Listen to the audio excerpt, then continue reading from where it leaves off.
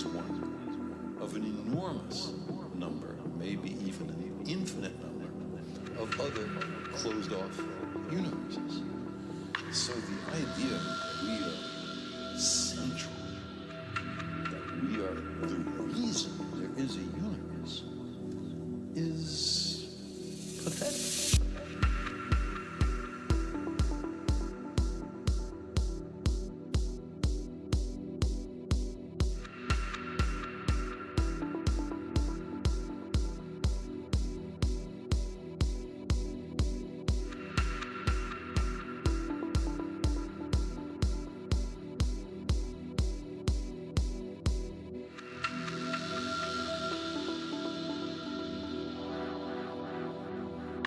Gentlemen in the mix.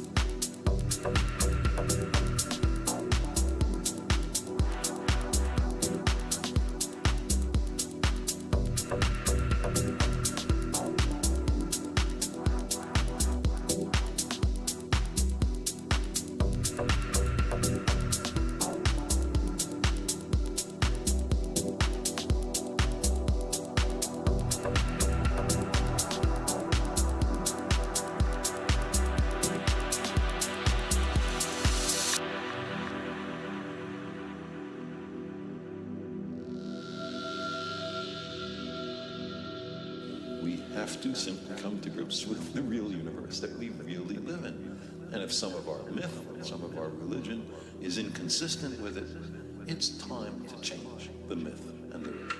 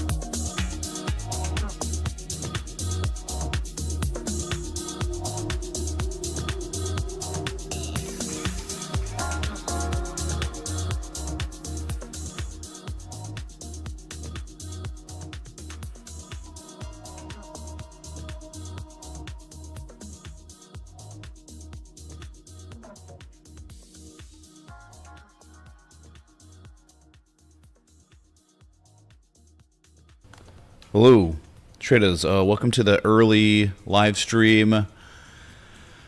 It's middle of the week, and what we saw yesterday, buyers defending a key support, clearly meant nothing. Any divergence that might have existed yesterday has been wiped out, I think, on this price action. We'll look into it. Very pretty day down here in Miami, but you'd never know looking at these crypto charts. Here it is. The key 91 to 93K zone was broken. So many different times buyers defended this level successfully as support. Then they flipped it to resistance in March 2025. But then they recaptured it in April. Then they reconfirmed it as support before running to all-time highs. And yeah, I mean, what typically happens when the price of this asset falls below this 92K, 91K level? Typically, minimum $78,000. So that could very well be a target here if this holds up to be real, right? Of course, they could just run this thing on the next candle. They like to do that. They like to really mess around. Dude, I can't do it, man. I can't. It's too much. I think I figured out why it's doing that, because I have like 7 monitors with different charts in my other room, and it's disconnecting 7 different times for the 7 different monitors with different trading views open. About to have to go shut off my computer. If it keeps doing this, I'm gonna shut it off. I'm gonna have to stop and run in there and just hard turn it off. Okay. So, yeah, breaking key support on Bitcoin. Disgusting. Really bad. It's going that way. It's worse. It's far worse for other assets like Ethereum. Now at the last limb, 2,900, 2,889, whatever you want to call it. You're right there. You lose that, dude. There's just nothing here till like 2,400 minimum. Weekly 2,000. So you're in a really bad situation after buyers defended $3,000 for 3 days. Again, down 7.7%. Good reminder, man. Very good reminder. Very bad, boys. Very bad.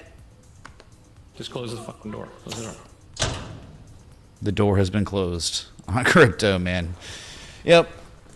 This is what we say. If even if you're able to identify in a downtrend some sort of bullish variable, remember its reliability could be dubious, tenuous, could be not reliable at all. And even if it was in any capacity reliable, it would probably underperform. So we got the former of that, the lack of reliability. So this is it, man. I mean, you want to talk critical areas? It could be way lower, way faster if they break it, and they're working on it. I'll just set up an alert maybe for the stream, and I see an alert. It's like, dang, these session lows clearly below the level. I mean, you have broken the level as I'm speaking to you. You're below it right now. So good luck. Ethereum. How about XRP? Talking about maybe a little hopium at that level that I just was trying my best to see if there was a level. Nope. It's over. Look at this. 8.2% down on the day. If you exclude the Binance liquidation event, WIC, it's like the lowest price since June. And we are fast approaching the second target of the trade setup, the short trade setup back in October or October 28th. I think published the confirmation high, that level, the 200 moving average. It was perfect.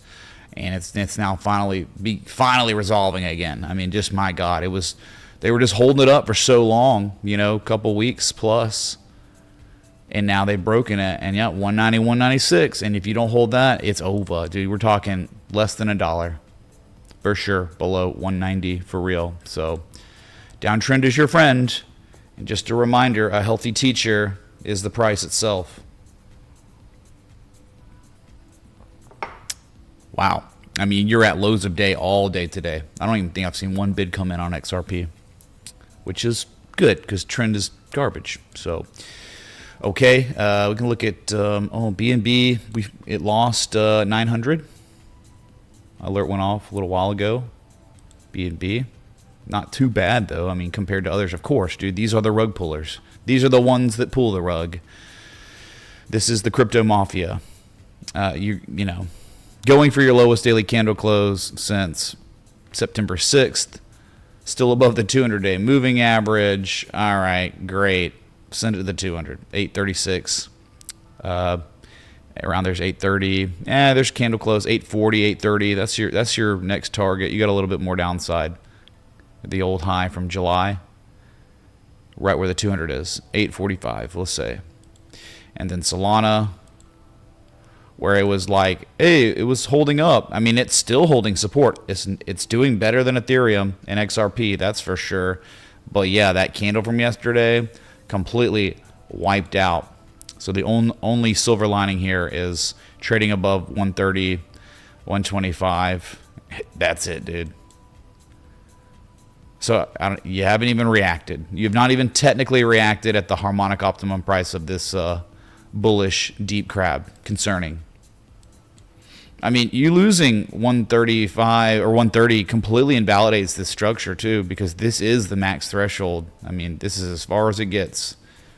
Below this, 130 is invalidation, which is really bad, man. When when we're identifying these structures up here, like at 190, and then they play out and resolve, and then it's like, my God, they become invalid. No one even bids there. Ooh, we're in trouble. We got lots of problems in the crypto space if that's going on. So, very bad, boys. Very bad. Chat, there it is. That was the lowest 4-hour candle close on Bitcoin since officially April 22nd. We've done it, man.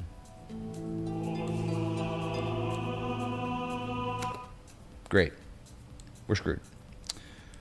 And another confirmed candle below the inflection zone. All right, maybe power hour. We are in it. It's time for power hour. For Wall Street, anyway. Maybe the shorts might cover in the last 60 minutes or 30 minutes of trading. We'll find out. You might get a reversal in price action temporarily, or you just might continue down the gutter. Okay, so those are your bigger cryptos. We can look at Dogecoin down over 8%.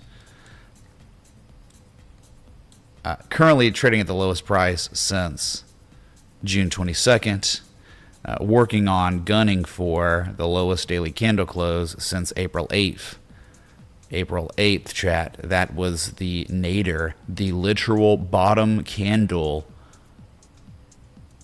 for the tariff crash. Before the rally.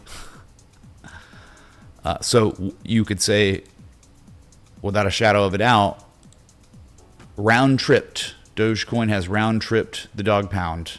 All right, you'd imagine Shiba, all the dogs, all the scam coins are in similar shape. So I just say collectively, get wrecked. Are y'all okay, chat? Let me see if the stream's even on. I haven't done an audio check. Maybe it's not good, dude.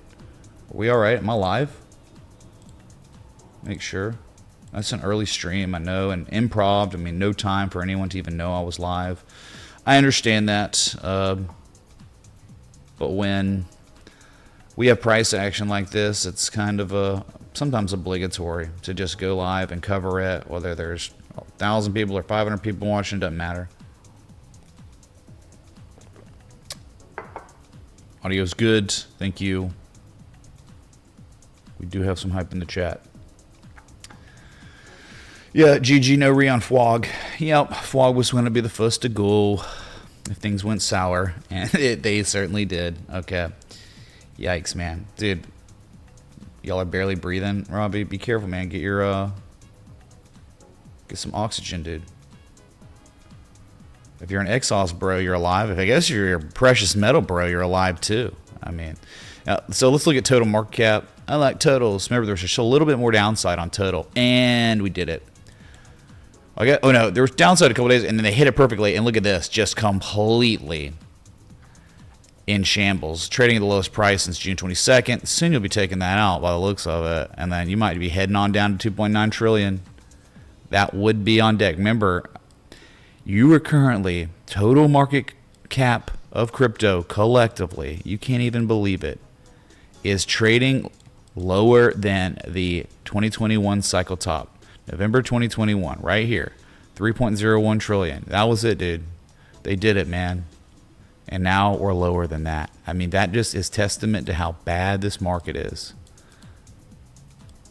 How this is testament to this not being in any shape or form an investor's market. It used to be only for traders, but then they pulled so much liquidity out of the market. Too many cryptos went into existence to where it became kind of untradeable. Not enough liquidity to even have a market maker to develop patterns on a chart over a long period of time. I mean, it's just like a bad market, dude. Yeah, DXY up, man.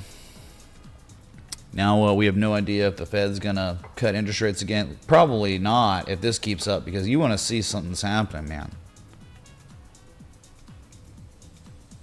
I will show you. So total, we like totals, but yeah, we always going to like totals, but maybe not total. Total, very bad. All right. You know, the index funds are not too bad, man. I mean, like, they're off the lows from yesterday, right? Hey, dude, they rallied it even higher. I mean, they were trying to engulf earlier before pullback.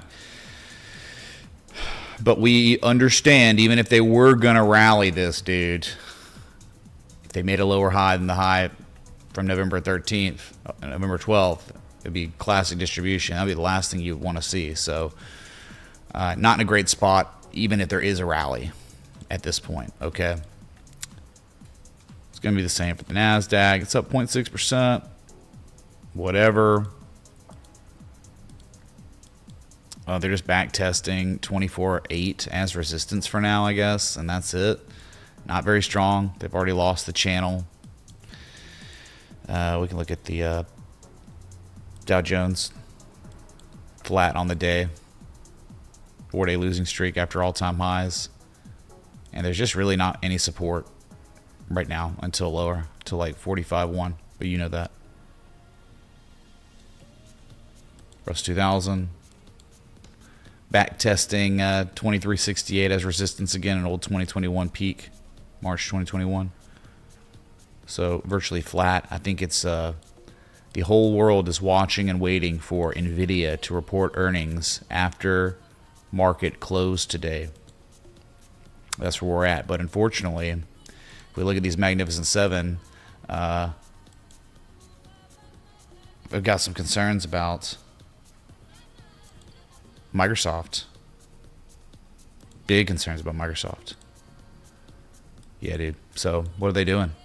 That really nasty sell-off yesterday that just concluded almost dojiing, but way lower where it gapped down at.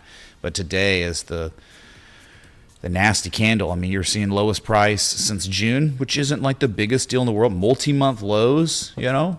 But, you know, assets at multi-month lows all the time. But, like, it's the technical event that is occurring. It's not just that. It's the fact that they gapped this thing down again. And then the buyers came in to push the price to just give it their best shot to battle the sellers at 493.71. And they failed miserably with the sellers. I mean, they realized there's just so much overwhelming supply at this level that the buyers relented. Sellers reassumed control and pushed this thing again to fresh multi-month lows, hit a low of 483 and change, and you're still just 45. The bigger concerning thing is the aspect of this is 493.71 is the confirmation line, the neckline of the what? Of the weekly mega double top. You got 2 days and 1 hour, bro. So maybe a miracle will come in. They try to do that all the time. We're gonna fake them out, but like if they all stayed the same or lower in the next 2 days, 1 hour with a candle close, it would be a confirmed double top, a confirmed tower of Baradur. We probably have to add some color to this thing if we get a confirmed weekly close below 492 and change. All right. Next target's 467 if this is actually happening. So that's a big deal, man. This is a market driver. This is one that I would be a little concerned about. This could definitely take the index funds lower. And we do have, it is like, okay, there is no rhyme or reason to this. There's no consistency, data, studies done on it. But man, if an asset is so highly anticipated and the day of its earnings, the day leading up to the earnings report after market close, it's positive, I get a little bit more nervous because some earnings reports I've seen have been terrible price action intraday into 5-10+% gap ups on earnings after market close. So Nvidia is doing very well today. 185.69 up 2+%. I think Palantir also reports today. Another asset that's in the gutter. Here's your Meta. Meta, lowest prices seen since April. You see it today. Just continuing the bearish, I mean, just an utter rout. Yep, going for the lowest close since May 1st. It's ugly, man. All right, they broke support. They even back tested support as resistance yesterday. God, that's so awful. So the breakaway gap is real as F. Classic distribution in the end. Wow. Okay. Amazon hit its lowest price since October 23rd. You are now seeing Amazon trade lower than it was the day leading up to earnings. Right? They gapped this thing up. I mean, at one time it was up 15% overnight after hours. And look at it now, completely rugged. My God, dude. From its zenith, its intraday zenith, all-time high, to its lowest point, a 15% drawdown in 16 days, less than 16 days. Unfilled gap, kind of, right around 216 maybe. Someone could argue. I don't know. They might have. It looks like they filled it. But that gap that was unfilled from October 23rd has officially filled. So really gross, man. It's not what you want to see after a good earnings report. All right. Tesla, 403, nearly 403. Again, like, I find no solace in the asset Tesla trading below 411, 414.50 due to what it is. What is it? Look, I mean, I'm just showing you. It's not an opinion, okay?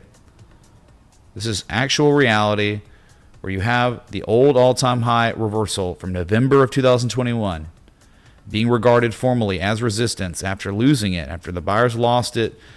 The buyers are now testing 3 out of the past 4 days that level that was once a major resistance reversal as resistance again. Today is the most recent day. I know you're above 400, but my God, that's just not what you want to see. You want to see them recapture those levels, reconfirm them as support, and then begin to run. And you don't have any of that right now. So, and then you just have to keep looking at the weekly now and just say, oh my God, dude, it's still there. It's just that bearish, that massive bearish Gartley. You know, if they keep this up 2 days, 1 hour, and you start selling off, I mean, you might be looking at 350. And I bet you money that wherever the sell-off concludes, it'll be a higher low than $300. It'll be the highest low of this uptrend we've been in for quite a while now. I mean, what, a year and a half plus. So, yeah, disappointing. You just can't be excited about it until it's back above 414, okay? And correlating positively to that level. It's correlating negatively, literally doing the opposite of what you would want it to do right now. Apple, though, my God, it just can't be stopped, man. Like, they're still just keeping it high and tight, above 260 old all-time highs. They're respecting this little channel, this little flag we plotted yesterday, and I mean, working on an engulfing candle. This is the king, man. This is Apple. It is a defensive play, and it's definitely been acting as a defensive play, that's for sure. All right, let's look at Nvidia now.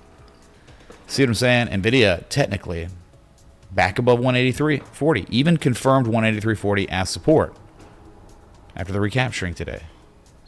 And that's where it's sitting. And still, like, if earnings didn't exist, you could still make the argument they're trying to confirm the highest low in the history of Nvidia. 1 and 2. Higher than this low and all the rest. I mean, it looks perfect, man. Like, if there wasn't earnings today, this could be ready to run to $200+. And I wouldn't be surprised. But we do have earnings, and it is kind of scary having no idea which way they're going to send this. I mean, it can look like the best thing in the world going into earnings, and if they have an earnings report the market doesn't like in any shape, down 7%. And then this whole argument evaporates. It never was, never will be. So that's just the problem with earnings. You can't even look at a chart when earnings is coming up, because it's the kryptonite of trying to identify structures. It's a casino. Yeah, so it's probably gonna either be at like 170 or gonna be at almost $200 after market close today. One way or another, it's gonna get wrecked, or it's gonna just play out and head on up to 195, 200, 170, 195. Take your pick. Great trend, but man, sucks we have to deal with that. All right, Google though up 3.6%, all-time highs. You can't stop Google. You can't stop it. It is the king. Eclipsed $300 for the first time in human history today. Can you believe it, chat? Over 300 on Google for the little pullback. The 2618 fib extension is $314 and change.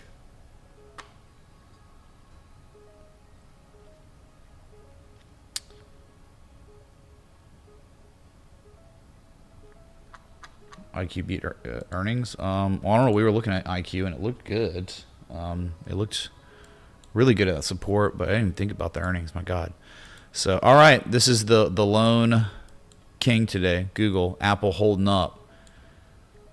But my God, dude, Microsoft and Meta in bad shape. Tesla is up, but man, to be below that level, you got to recapture. Maybe if Nvidia has a good earnings report or something, it will save Tesla, the collective market. Here's Palantir. I believe they report. Oh, they already reported, I guess. What? Yeah, okay. Well, it's going for its lowest daily candle close since September 11th.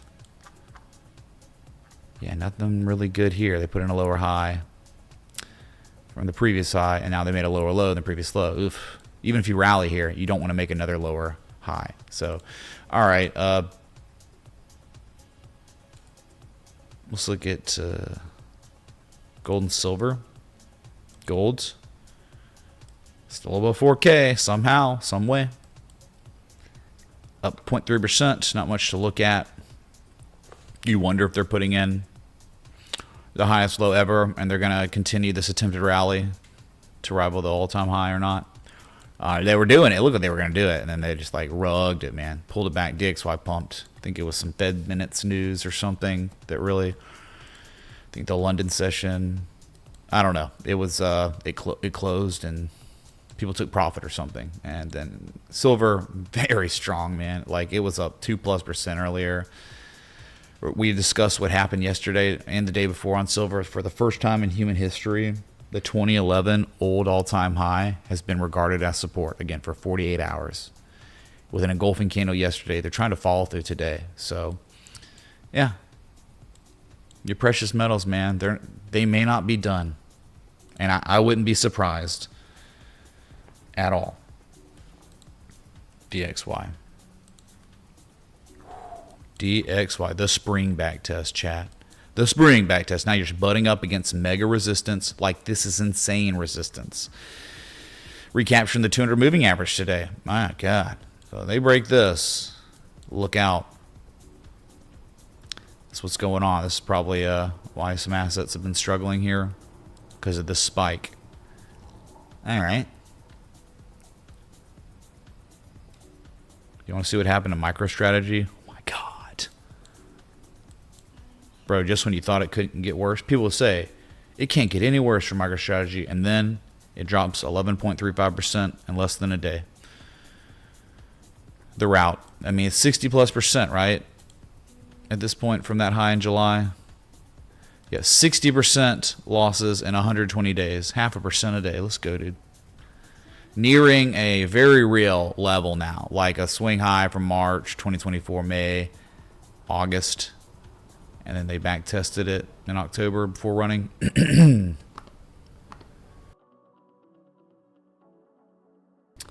Yeah, that's on deck. I'm sure they'll test that. Maybe they'll hold it, but we won't have an edge if they do hold it. It'll just be scalpers with some limit orders there that would cause some sort of short-term rally. But man, the devastation of this chart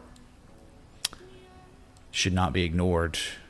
Like capitulation through that 237. And all the digital asset treasury companies. Remember BMNR? Dude, Tom Lee, bro. Come on, it's Tom Lee. Well, you saw your lowest price today since the crazy pump, the 694% pump in a day in June. That's as low as you got. You took out the lows from July and August. You confirmed. It's just like Metaplanet. This is this almost exact same picture as Metaplanet, right? The pump and dump. And then the attempted rally was so pathetic. And then, even more confirmation how screwed and how over this bubble is. Like MicroStrategy. Very much like MicroStrategy Junior, where you had the buying climax in November last year. I remembered it. I was a part of it. 1618, it was over. And so you're nearing the 200 moving average. I think this bubble will completely deflate. I mean, you're going to go to, like you could say, almost forget supports. You're probably going to $20, probably going lower, way lower. You just got to be patient. It's ugly, man. Remember ASST Strive? That's like Vivek's digital asset company. Well, all they've done is, the bubble, the pump and dump, 3 pump and dumps, and then they've lost supports from 2023, and it's now that support is flipping to resistance. And that's it, man. Just complete garbage. A little bubble that popped across the space. Or were the other ones? Oh, yeah, dude. Metaplanet, bro. Come on, dude. Come on, bro. It's Metaplanet. Like, how could you ever talk crap about Metaplanet, bro? It's got Dylan LeClaire on the crypto Bitcoin bro who does Glassnode analysis. Come on. Going for the lowest daily candle close since March, nearing this support of this, bankrupt Japanese company that decided to just, hey, we're a zombie company now. We might as well just do what MicroStrategy did and buy Bitcoin, and that's all we do. And you can see how it worked out. It was a pump and it was a dump. Great, man. So if you see people on crypto Twitter, or any influencer for that matter, like literally endorse and become members of boards and, all right, active advocates that are clearly on the team of the digital asset company, run for the hills. Run for the hills, dude. Because it'll all end like this. Hey, maybe in the momentum, the double bottom, maybe you catch some momentum. But once that starts topping out, please know where it's going to end up when it's all over. And that means back to where it started. Good Lord. I just noticed my chat's broken. What the heck?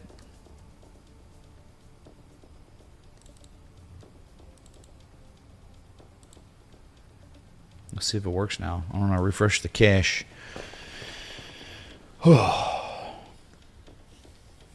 Tom Lee said 10K Ethereum. Yeah, of course, man. Of course. What were the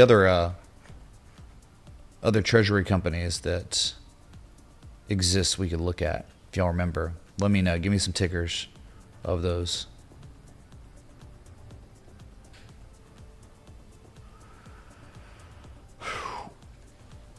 Big Toke sent him his McDonald's application. Well, Big Toke, sorry, dude. Everyone else is too. They have record applications coming in, so you probably will not be able to put the fries in the bag.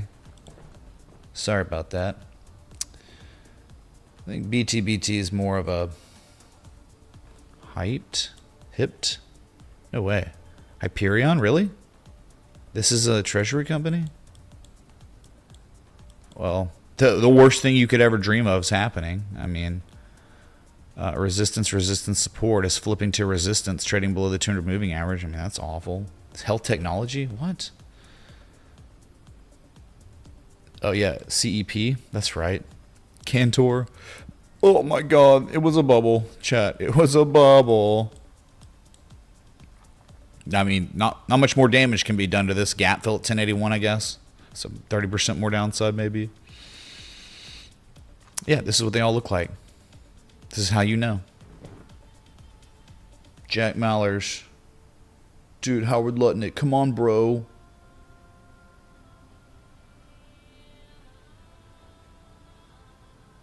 Mara, those are miners, right? ABTC, is that really a American Bitcoin Corporation? It's pretty bad. I mean, probably has a lot more downside, just to be real. Yeah, like, I mean, the lower high coming in. You're cooked. You're cooked, man. These gaps are probably all gonna fill in the end.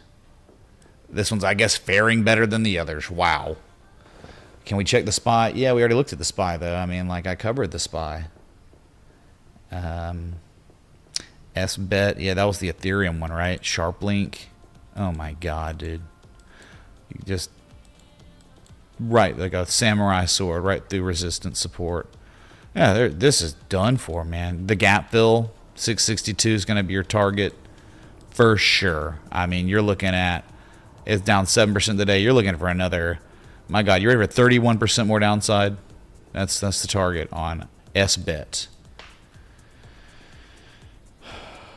CYPH, is that real? Did we look at that already? Cypherpunk Technologies. Oh, dude, come on, man. This one's health technology. I don't see how this is crypto related. Oh, this is the Zcash. The Zcash fund is pumping, man. Okay.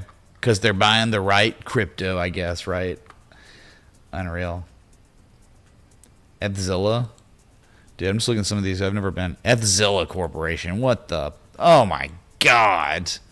What a scam, bro. Someone bought it $174 or something. You know they did. Someone out there in the world did it. And look at it now. From $174 to $11.18 in just a matter of 4 months. Down 13.44%. See you at the 887. Sure. Yeah, see, probably at $7 again. Bro. I cannot believe how many people... I mean, these companies have existed. Okay, pharmaceuticals, health technology. Yeah, dude. I have an idea, man. We're just going to buy Ethereum. Our company failed, but let's just take on debt and buy Ethereum. And then you check on Ethereum, and it's like, oh, it's under $3,000? Oh, my God. Ethereum treasury company. That's the dumbest. I get Bitcoin, kind of, in a way, because of finite supply, and it's Bitcoin. But, dude, people hoarding Ethereum. Have you seen the developer? Okay, he's, like, hopping down stairs in Brazil, and he's barking like a dog. And he's a furry, and he apparently likes communism or something weird. Yeah, Nvidia reports in less than 1 hour. We have about 30 minutes, so I'm going to stay on for y'all for that, okay?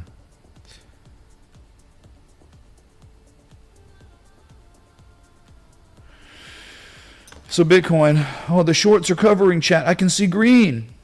I can see green on the 4 hour. They're doing it. $89,175. The bear market's over. Kappa, of course. Just kidding. Yeah, so we can look at some who got wrecked today. Well, hold on a sec. We have to look at the King of Kings, chat. If you remember, people do dealer's choice sometimes, and look at this. Look at this. Remember, XOZ. We said, see you at $100. It's up 24% today. Top gainer on my watch list. This one was hand delivered to you on a silver platter via me. And wow, it was there. The dream of all dreams the harmonic framework, the type 2 return with its own form of confirmation, the bullish divergence. Oh my God. Survived earnings and didn't even really do anything on earnings, which is great. Broke resistance, and now look at it. Highest price seen since late July of 2023, multi-year highs. All I can do is play Jesus chimes.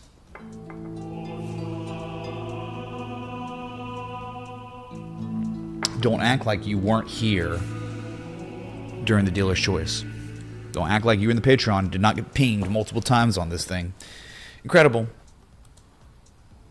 Throw it in the basket of all the winners that have looked this very similar. They never look identical too much. They always look very similar. This one though was the textbook. I mean, a Scott Carney dream, you would call it. So, yeah, that one was freaking great, man.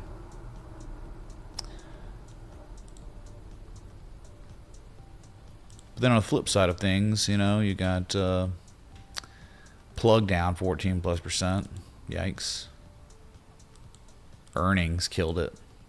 Coming back down to 150 probably. Target can't catch a break. Man, Target, this is what, you know, people were like continuously talking about Target. Hey, man, maybe there's a chance. And it's like, dude, the trend is so bad. You got to understand what's happening to Target right now. It losing $89 like that is fatal. I mean, I think you're going to be looking at a $73 to $70 target on Target. Like, this is terrible. The lowest high of downtrend. They cannot hold supports. They've tried multiple times now. You're breaking it. There's a lot of downside on Target. Consumer discretionary, retail, just done for, man. Yeah, I was always worried about that one. Kind of a mixed bag kind of day with the VIX being down 5%. Where it's just like, it's the end of the world for Microsoft and Meta. Tesla's in serious trouble unless they recapture 414 and change. And then on the other side of the coin, you got Google at all-time highs, Apple holding up very well in these volatile, bad market conditions, and Nvidia confirming a bottom, possibly the highest low ever, recaptured a key support. It is literally like a tale of two markets right now, depending on what assets you have. Not for crypto. Zcash and Dash, bro, maybe. Okay, and then everything else is ruined. Oh, Monero and okay, yes, bring up whatever of the 36 million's doing okay. Yeah, let me know. No one really cares though. So, yeah, mixed day today.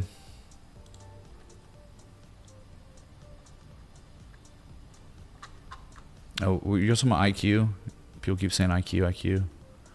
I mean, dude, we were looking at it, held sport, and it's like, yeah, dude, like this is, it's up 3% today. Yep, good earnings, whatever, saved it. But like, yeah, the confirmation low here, that's a re-entry dream, right? They filled the gap and they back tested the key level. We were discussing that we would prefer that, and they've done it, but not once, but twice. This is like it.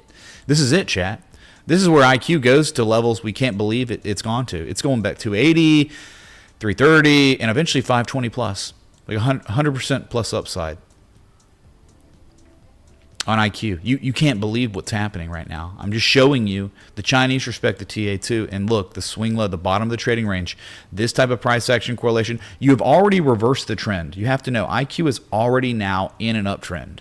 But the fact that they gave us that luxurious back test and gap fill at the same time, the 200-day moving average tested and held, double bottoming, it's insane. It's so good. Already got yourself a golden cross, of course. But that is just wow. I'm just saying, space-time continuum right now will be older, and IQ might very well be at $5 faster than we can imagine. Dealer's choice, Nvidia earning I feel will be bad. What's up, you, Zed? Is that like the first contribution of the stream? I've been live 46 minutes. Dang, man. Okay, McDonald's shift after this. I'll be working Walmart probably in the evening, but McDonald's this afternoon, that's for sure. Let's see.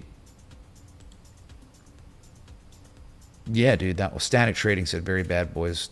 But yeah, that was dealer's choice. I don't know, man. Like I'm exhausted. Exhaust was the big one, you know. This one is definitely dealer's type choice right now because I'm telling you, look, you're looking at this is what you would want in a dealer's choice. What I'm actually looking at right now.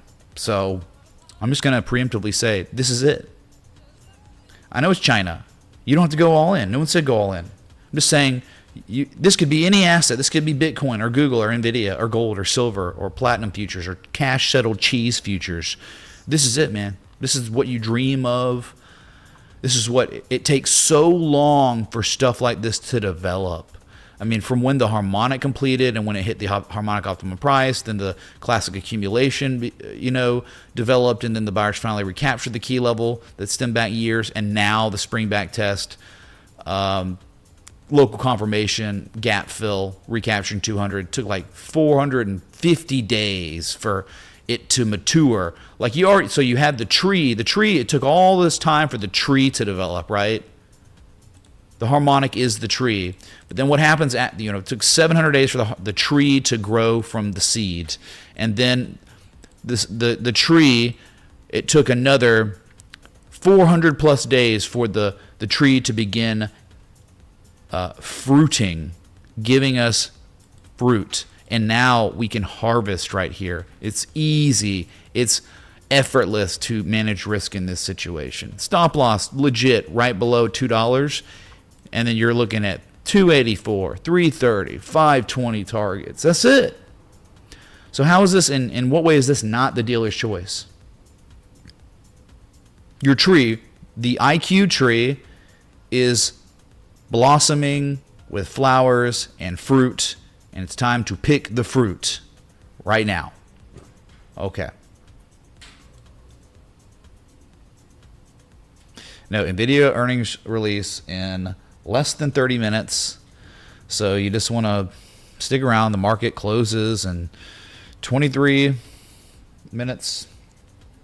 You got 23 minutes till our earnings report. What other earnings reports do we have? So LAC's starting to turn it around. I think they might have put in a bottom. Maybe. Yeah, maybe. They're trying to put in a bottom. But yeah, I don't really know. I mean, you just the time to maybe think you might know a little bit with an edge is here, and then it played out. I mean, it went above and beyond anyone's wildest dreams in the shortest period of time ever. $10 LAC when the entry was in the twos. I mean, that's as good as it gets. So at this point, I have no idea. Are they going to go fill the gap? Probably not. I think they're going to make a higher low wherever it ends. Even if they go down to 358 or 320, it's still going to be a higher low than the lows we were seeing before, and then run again. And then the trend has reversed. And then eventually, like, LAC will, I mean, dude, you might have to give it 2+ years, but LAC will be back at like 11 and 16 one day. But dude, I just don't know how long it would take. But this just ushered in the beginning of it all. This was the genesis of LAC's reversal. The genesis. So that's what's up with LAC, man. Okay, chat. Bitcoin in Power Hour 89.4. We got some bids coming in. We might be okay. At least Oracle's up. Remember what they were doing to Oracle? They said that Oracle had like a $300 billion investment, and then what happened? It was like they now have a $74 billion loss already on that investment or something stupid. But I guess it doesn't matter today. They nearly hit the 200-day simple moving average for the first time since May, and now it's starting to bounce a little bit. No edge or anything, but I thought that was crazy looking at it. That news.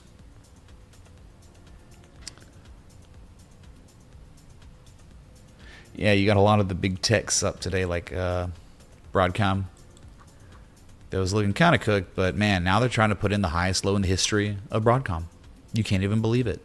Huge engulfing candle today, or close enough. Yeah, it looks similar-ish to Nvidia.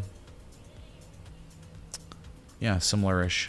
Very strong, man. Do you have earnings anytime soon? Nah, it looks like I don't have to worry about it till almost like December 11th. So Nothing's gonna hurt this unless Nvidia gets destroyed. But you just like, I think maybe people might think, oh man, Nvidia is screwed, and then you just don't know. Like, look at the channel. This is kind of like they gapped it up. I guess this is a breakaway gap. They're not gonna let the gap fill. So you hit the bottom of the channel, and maybe the top of the channel is right around 3892. They might do that next, man. Very interesting. Very interesting. This might be a play. I mean, you're probably good on Broadcom until it falls below 335. You're still probably fine above that. I'm just talking about the demand line here, trying to manage risk. Yeah, 334, 335, and let it ride. Stop loss will be below 335. Sorry. Oh, JD. Oh, yeah, man. I haven't looked at that one in a minute. But it was doing things at one point. Dude, no way. No way you DCA into this. No, below. I thought you were going to tell me something good, man. Heck no. Like the lower high came in. You're back below the 200 moving average, below key supports. There's nothing here, man. Like, you're probably waiting for a deep 886 at this point. Or at least 2420. Nah, man. I thought it was going to look like IQ again. They were holding this up for a while, but no way. This is bearish price action. Down 1.88% on a day like this? No way. Bad. Lowest price in September 2024 over 1 year lows? No. No, sir. No, Robbie. What are you talking about?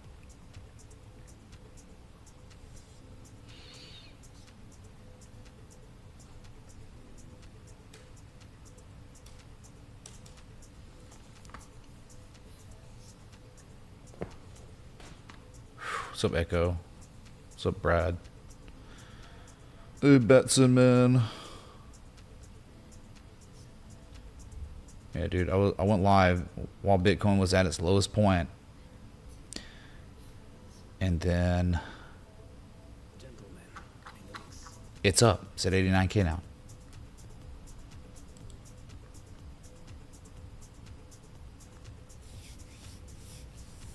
Y2K vibes? Huh? I don't know about that, dude.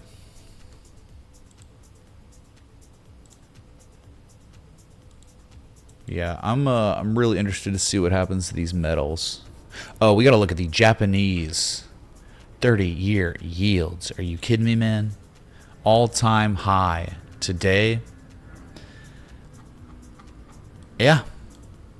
Right, this is the 30, yeah, the 30. I think the 40 is also all-time highs. It was the 10 that did. It was like 08, but we'll look at that one too. But yeah, this is the carry trade. Bad news, right? I mean, the fact that it's up like this is getting scary. Looks like we're not going to be having free debt anymore, which was kind of running the show for the past 30 plus years. And I just don't know how that's going to affect the markets overall, the global markets. Not good, right? Because people would take out debt in Japanese yen, right? And then they would buy other assets in the U.S. and Europe. And then now these rates keep skyrocketing like this. And I think what Japan's only out is going to be to print more money. But they know that if they do that, then this thing that we're looking at is going to continue to skyrocket. Japanese 40-year yields. So 30-year yield all-time highs. 40-year yield, all-time highs today. Took out the high from May. Wow, that is crazy. I don't know if I was looking at this in log scale or not.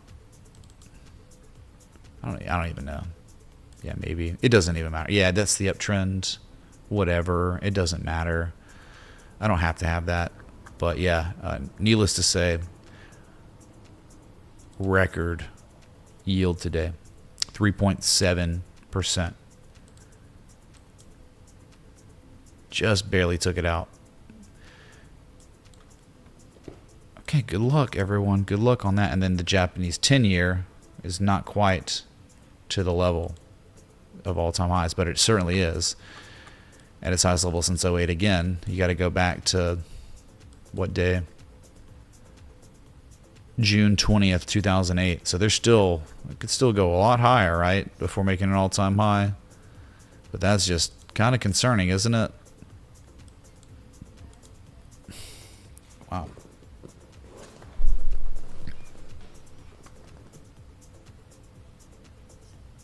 So what does that mean for the U.S.? Let's look at let's just look at the TLT real quick. How's it doing? Oh, ugh.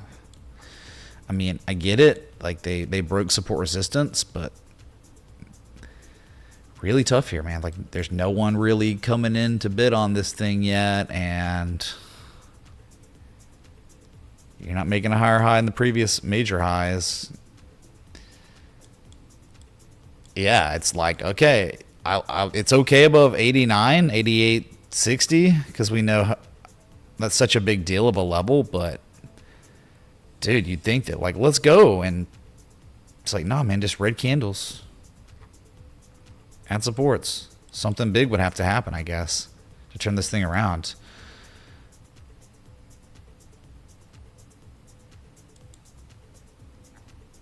Jeez, dude, this is the U.S. 30-year yield.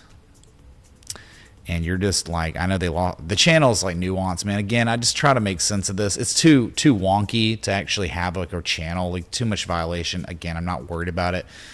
Just the higher highs, higher lows, and now it's like, oh man, look, maybe is it going to top out now?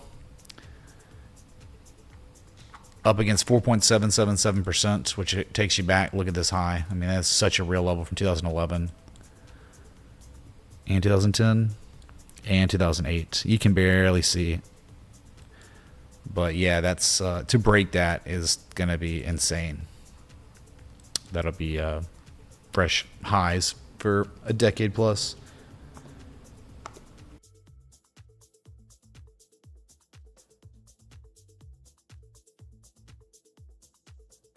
Oh yeah, no jobs report in October for sure. That definitely is unfortunate. But let's be real, we know it would be, they'd be revising it down, the fraudulent administration from before, just frauding things up. We had like a million job revisions, like a million fake jobs from the last administration. They just lied, straight up lied.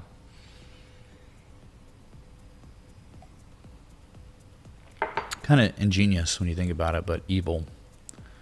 Oh, you said Intel? Yeah, dude, Intel's not filling this gap anytime soon, but yeah, I would like to see it get back above 35.89. I'd like to see it get back above this supply line that goes all the way back to 2021.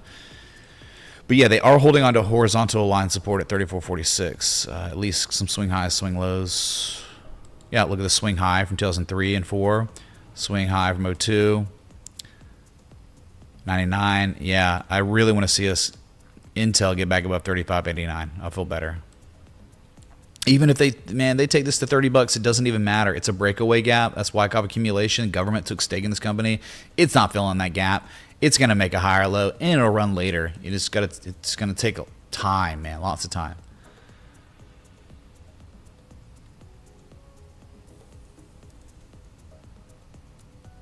No, I don't think the Senate voted on the Epstein files yet. But it doesn't even matter because that bill gives authority to them to redact all kinds of information from the files. So I think this is just another form of placating. If y'all saw that, that's what I read. Oh, it passed the Senate late last night.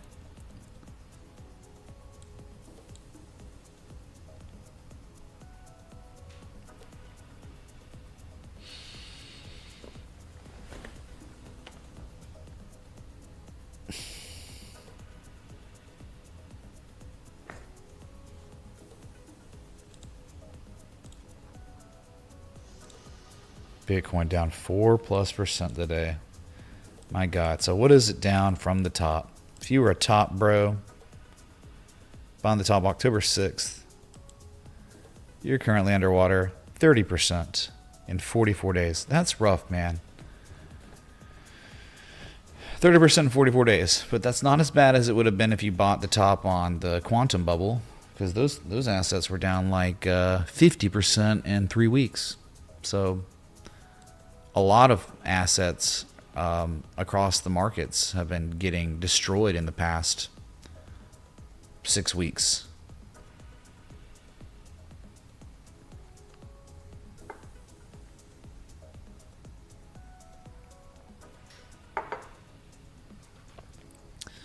Okay. How's Bitcoin dominance doing? I'd imagine probably down a little bit, but flat today maybe. Yeah, it's down. Yeah, the trend could have reversed, I mean, but it's hard to think about, like, how could the trend be reversing on Bitcoin dominance when if Bitcoin's just going lower? It would just mean that at some point, maybe a huge rally is going to come in and the altcoins will just outperform Bitcoin for a long time. I don't know. Hard to make sense of it right now. Like, how could Bitcoin be in a downtrend so bad and the altcoins outperform? But maybe it's just like to the point where the altcoins have already been so destroyed that like the only people that own these cryptos now are just the exchanges that market make, the rug pullers. Yeah, they're the only ones left to sell. And why would they sell anymore? They don't need to. Thanks, Mitch. I appreciate your objectivity and integrity. I appreciate your objectivity and integrity. You are a great human to watch. Let's go. Dang, Claudio, you said it twice, man. Thank you. Well, that's what it's about, man. I mean, a lot of temptations out there to lose it, but yeah, just not worth, man.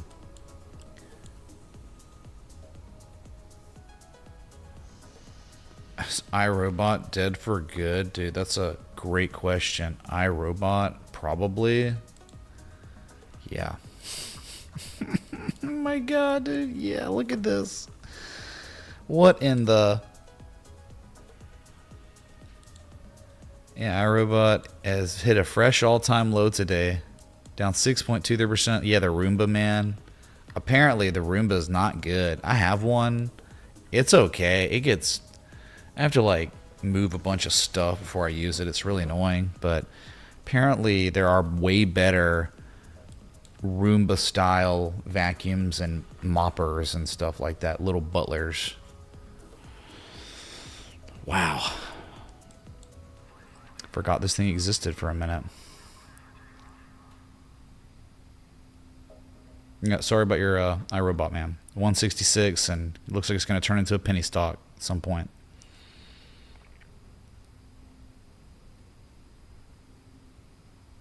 So we're just patiently awaiting. We got 8 minutes till the market close, which means 8+ minutes till Nvidia reports earnings. You got some short sellers covering.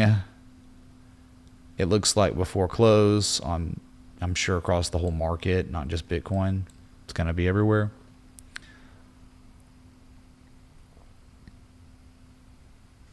And Netflix got wrecked today. Dang, dude, I don't know if Netflix is going to be able to recover this time or this anytime soon. Anyway, I think that could have very well been a breakaway gap, and this is just consolidation after. This is an old channel that they've been holding on to in log scale, I guess. Maybe it was log. Oh my god, dude, no, it is log, and it's such a beautiful channel too. Look how close you are to like the worst thing ever. You're like breaking this uptrend that stems back to 2022. Oh man.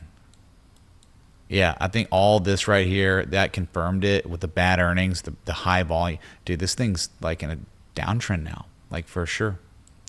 Nasty downtrend and losing a multi-year uptrend.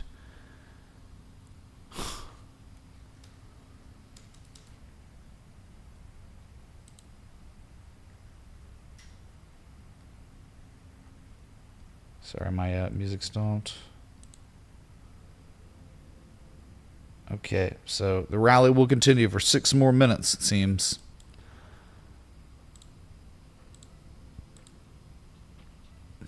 Old Rivian, y'all remember?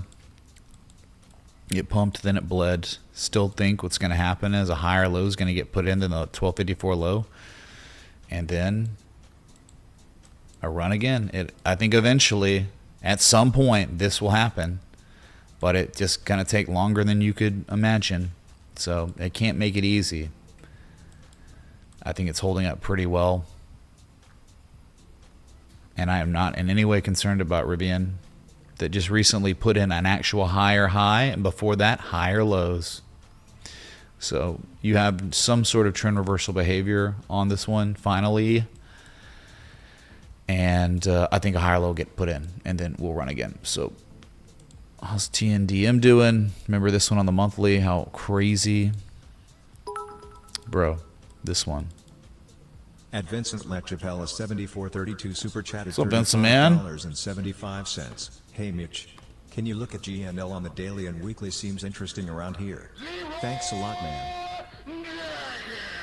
Holy crap, man. Vincent, thank you for the 71. Wait, was that 35? The 35.75. Thank you, dude. GNL. Oh yeah. Global net lease or whatever. Daily, weekly seems interesting. Sure thing, dude. Thanks for the contribution, man. Session Top Jesus. I think you're still your weekly top super chat. 249.82 on the week. I think that updated. Much love. With Gumby being top tippa. All right. Don't forget TNDM. This might take forever, but this is everything you could dream of for a reversal on an asset at the best entry levels you could dream of. It's already up off those lows. You think you're at the highs of the week? I mean, it's up 34% on the month, the monthly. The highs of month. All right. Global net lease. Let's look at GNL. Yeah, it's interesting-ish, for sure. We've been here before. Sometimes I get lost in the cracks. I mean, this thing is at all-time lows, but you could definitely say that there could be an argument ongoing for more than before. Your lowest low ever in April, and then they took it down in January. This is April 2024, and then January 2025, and then remember the tariff crash where everything went lower. You got that volatility, then a rally, and they recaptured it. So it's like 3 times sellers tried to rival the all-time low, and they failed every time. I mean, I guess at the lowest point with the volatility, they tested the low, but that in August, that test was great. And now you're elevated. It's really hard now to enter because they could take it down again, and it'd still be like okay, like they could do that, and it'd still be fine. So you could just be in a dollar cost average zone all the way up to 687. I think the argument to own the asset vanishes below 687. I don't think you would want to own it at all, but anything above it, between 687 and 784, is like solid, because it looks almost like a Wyckoff accumulation schematics ongoing too. The wedge, they broke it. The harmonic, the higher lows are coming in. No higher highs yet, right? No help on the top side, which is typically you want that too.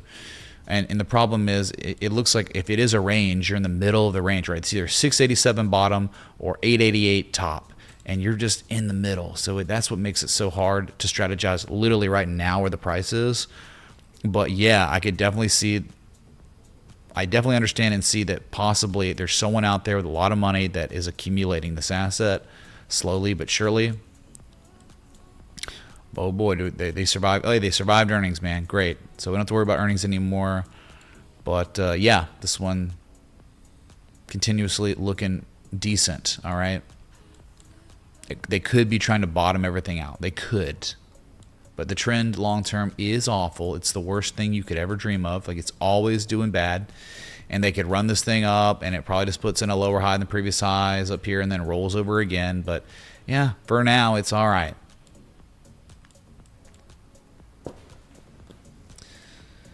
Okay, Bitcoin continuing to rally. Providing such immense value to the trading/investing space. Appreciate you.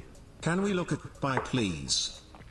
BBAI, Eggs Denny, man, thanks so much, dude, for the 2001 and the really, really kind words. I'm glad you think so. If you're watching and you think I provide value, feedback's always good.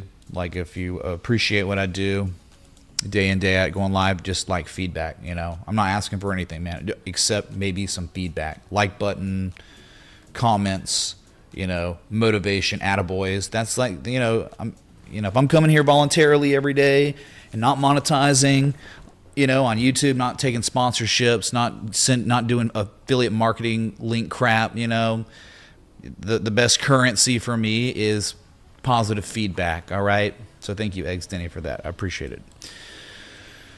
We'll certainly look at BBAI.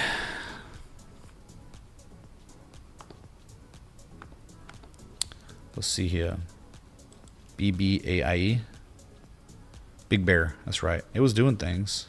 It did things. Now it's up at this point where it looks like, I don't know, ACHR and stuff, like, been spinning the wheels since that mega breakout when Trump got elected. Did exactly what ACHR did. But it's doing exactly what ACHR has been doing, which is like nothing in a year, really. But it's still making higher lows. Still above the 200 moving average. Kind of a weird spot to try to identify an M shape. I don't even think it hit an 886 anyway. But man, what an uptrend. Could try to make sense of it, like a demand line. I don't know if that's gonna do anything. You're just right at a demand line, I guess. It goes back to April. They're trying to hold on to that.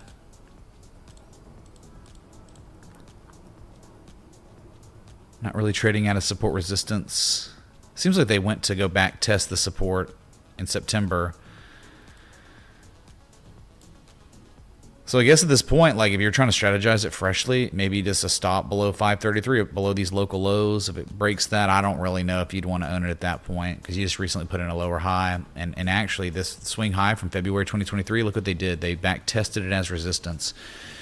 Yeah, it's kind of tough, man. Like the time to care about this was legitimately down here. Like I remember identifying this on live stream, like in the Patreon and Citadel, and pinging people about what was going on in November. Like, oh my God, they're recapturing this key level and the rounding action.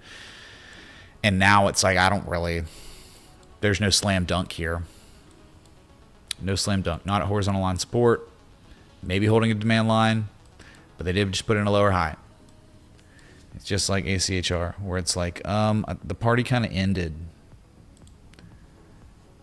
Like, they made a lower low, like they topped it out. See, the trade setup played out just like BBAI, and then it's just like nothing for an entire effing year.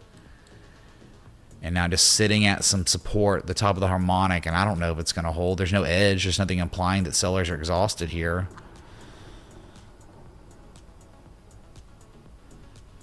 Yeah, just a ton of chop, man.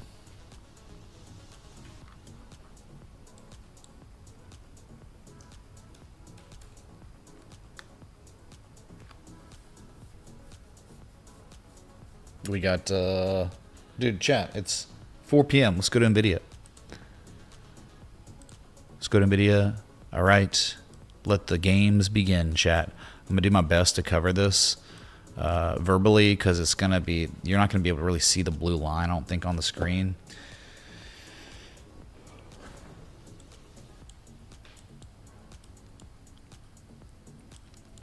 And I don't have my Thinkorswim here because I don't do financial stuff on this computer due to traveling and yeah, just risk stuff. I don't want to, so I'm not pulling up that. Maybe I should just get it just for streaming on earnings and stuff, but I typically don't do that. So Nvidia is still flat right now as I'm speaking to you, down 0.1%, nothing. You will eventually see a 5-7% spike one way or another, and then it could literally flip and be up or down, reverse that 7%. So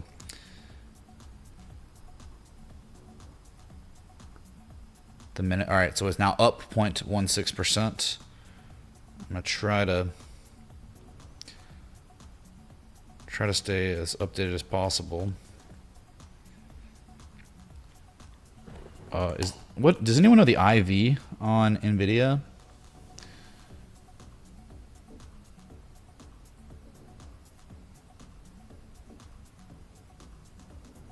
Silver will save us. Yeah, maybe.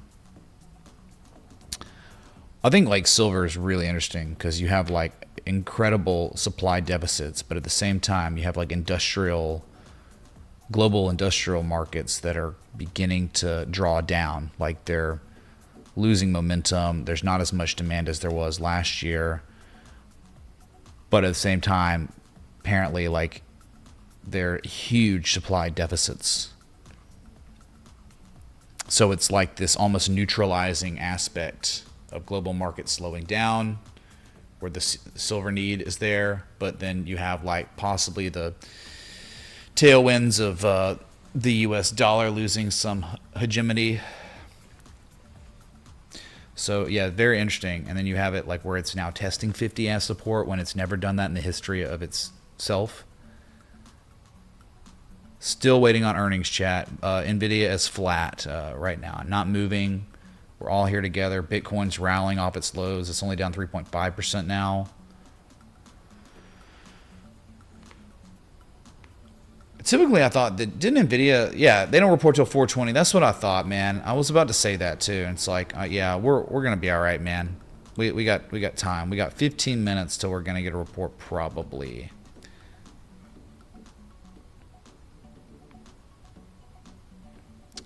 Oh yeah, 24 hours does that? Nah, dude, it's still after hours. Still a blue line.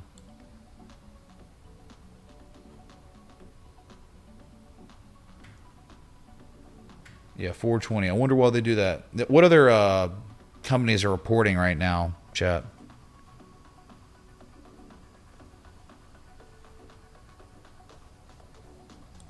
$15 minutes, place your bets. I mean, have fun with that, dude. Have fun. I mean, might as well go to the casino because at least you get free drinks.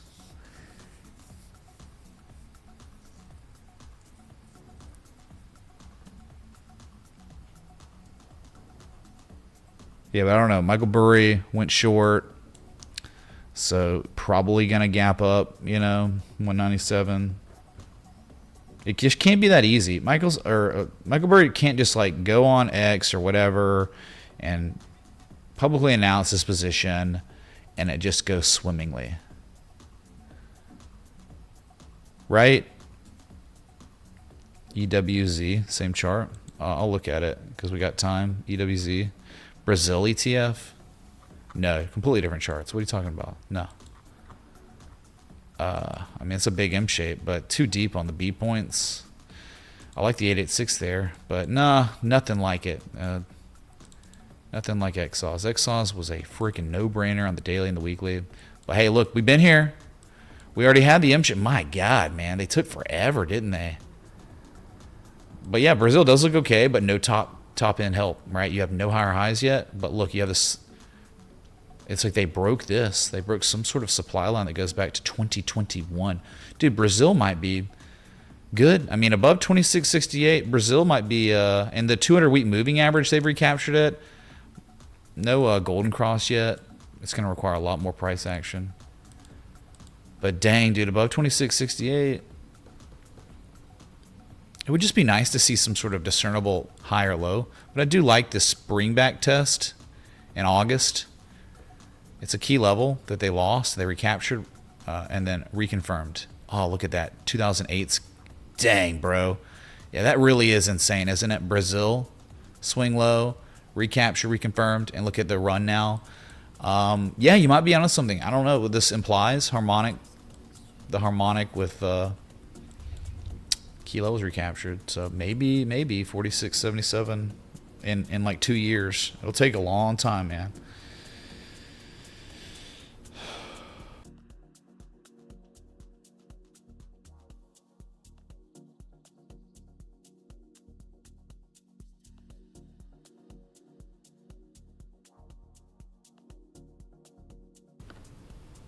Okay, so different, but look at some of these altcoins have done today. SUI hit its lowest price. I mean, liquidation event, be danged. The lowest price since September last year, so over 1 year lows. SUI, dude, and was like, oh, they're gonna, and then they rug pulled it to, they're gonna retest 57 cents at some point. This is like Raul Paul and Novogratz, all those, you know, those guys that are smarter than everyone. This was their big one, and this thing's gonna just, I think we'll probably eventually see 88 cents.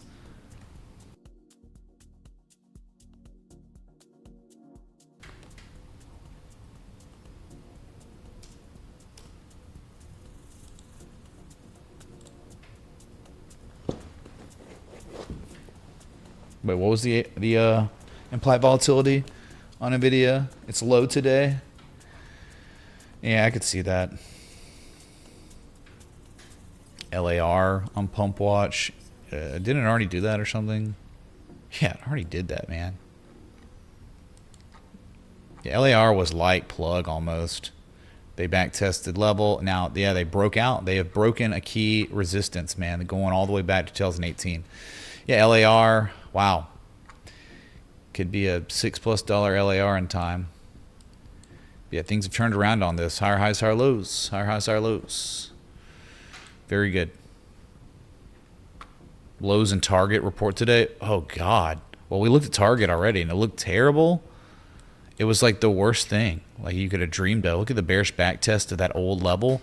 My God. We looked at the weekly, and it was just breaking it. But on the daily, it's like they ran it up after gapping down, and I'll show you what it is. It's like just, oh my God, 2019 and 18 swing highs. That's what they did today. Like, God, I can't imagine owning this. But yeah, and before it's up because they laid off, you know, whatever, 100,000 illegal migrants or something. I don't know. Then it would dump probably, but okay, 100,000 American citizens. Then it would pump. Okay.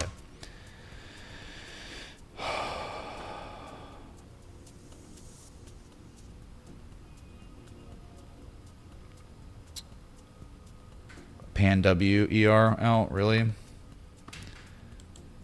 Palo Alto, right? Yep, Palo Alto Networks, and it's down. Oh, God. But, I mean, it just made an all-time high. But, yeah, what a trend, man. Unstoppable. So, it's like, good luck calling the top on it. But, yeah, it looks like if earnings came out, it was a nothing burger. Kind of head and shouldered, broke down. It doesn't matter. It could go to freaking 175 and put in a higher low than the previous low and just run again later. It's like, I don't know how you ever could call a top on something like this, but yeah, I get it.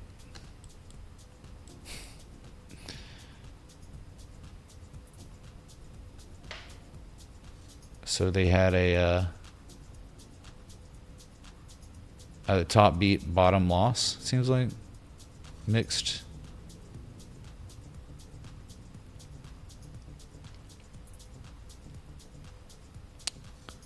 I'm not sure, chat. You'll keep me entertained while we wait on. We got less than 10 minutes. We got 8 minutes till Nvidia earnings. So keep me entertained. Look, dude, I've been live now, hour and a half. So live early to cover the market breakdown and stuff. So it's not your job to entertain me. I can entertain y'all looking at some more S coins if you want. How Filecoin go? Dude, Filecoin, dude, it's continuing. Remember, it was for the butler, CZ's butler and his family. And it's just, it was a rug pull. IQIYI, breakout from previous analysis? Oh, IQIA. Venetius, thank you, dudes. IQYA. Are you sure? Oh, dude, we looked at that already. Because, yeah, IQ. So you must be coming in later. I went pretty hardcore on this. So on dealer's choice, while I was looking at it, I'm like, dude, this is the dealer's choice. This is the space-time continuum of action for a position trader. This is where someone could go long anywhere between $2, $2.24, stop loss probably at $197 now, and let this thing ride to $2.83, $3.35, and $5.20. That's it. This is it, man. Like, I know it's China. But, dude, you could buy... You can't tell me if you're watching this stream, you couldn't buy one share. One share of IQ is $2.24. You could just buy it to participate for the effing memes. Be like, all right, Mitch, let's see what's up. You just hold that one share of IQ for fun for a year and just come back to me. What will be wrong with that? In what world is that risk $2.24. What can you even buy for $2.24 a share of IQ? That maybe it'll double. I think holding one share of IQ is better than holding $2.24. Yeah. So if you're just like, no, man, I'm not doing it. Like, why are you even watching, bro? Just do it for the participation in the community of a really good setup with extremely good technical indicators. Just do it for fun. No one in the world in this community would be going broke putting $2.24 into this asset. So, Benicius Marquise, it's not a breakout. It's a back test of breakout. It's a back test of recapturing, if that makes sense. The trading range was recaptured formally on the gap up in August, and now it is reconfirming with confirmation. That makes sense. Reconfirming is one test, but to reconfirm with confirmation it's a luxurious rarity. I mean, it could fail, obviously. Who cares? Check out Elon on F for me, please. Oh my God. Well, you got to pony up 15 more if you want to see that. If you want to subject me and the rest of this community to that, it's 15 more. Sorry, dude, that's the catch of being 100% crowdsourced. You want a formal request of an asset, it's $20. It's been that way.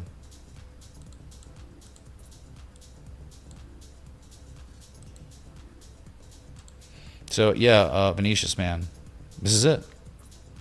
This is an actionable area. You have an edge. So you have an increased probability of this going way higher now. Increased probability. Yep. I'd say at this point, man, it's like 70%. Spring back test with twice. Is there hidden divergence? There was. But I think there's more like local class B bullish divergence now. Like on these two valleys that are spring back tests. Look at that. I mean, that's crazy. So it's like even your MACD histogram's playing ball here. All right, let's maybe we need to head to Nvidia. It's probably getting kind of crazy over there. No, it's still about up 0.26%.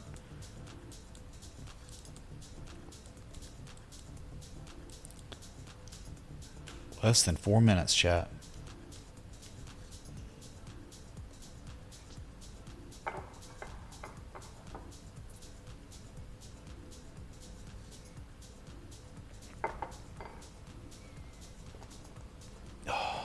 Thanks again, Venetius. I'll see you over there. Dude, are you number 2? Vincent's number 1, 1800 EXP. Venetius, you're number 2 with 1225 EXP. And Glowman's is number 3. Claudio, you're 4th. So Vincent's the top chatter, or whatever they call it, you know. Oh, man. Dude, how's Shiba doing? You're getting a Shiba. I want to look at it, but, man, we got less than 3 minutes now. Ah, no, we should have done a poll. Gosh dang it, man. I'm sorry. We could do a poll now, and I'll end it as soon as we'll see how many. Let's see. Probably stupid to do it now.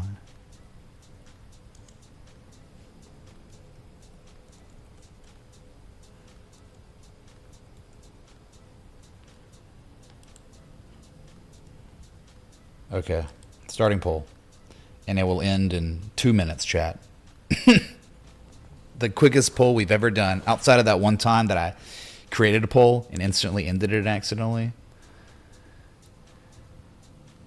Oh yeah, Wayne Batson, new meme of the month. Are you trying to distract from the earnings? I love Wayne Batson meme of months. They are certainly the best we've ever seen. Wayne Batson, always honorable. Is that oh yeah, dude. Let's hope it plays out, Wayne Batson. Let's literally hope. Yeah, bro. We got to get confirmation. I'm going to act like I didn't see that until Friday at close. And then we can say it's confirmed.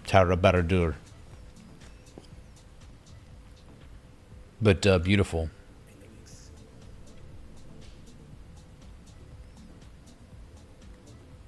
Yeah, go check out Meme of the Month in the Discord if you haven't, chat.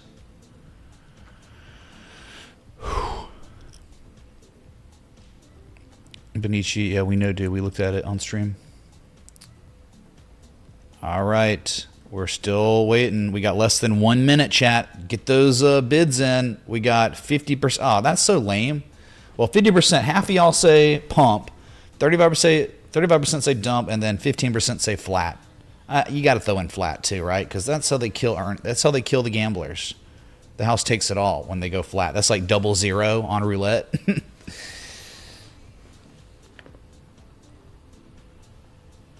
So isn't Iron Condor betting on the 00s?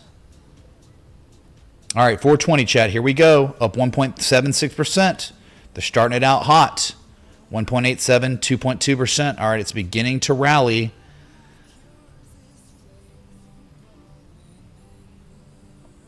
Only up 1% now, but it's volatile. 2% now. I've got to end the poll. Sorry.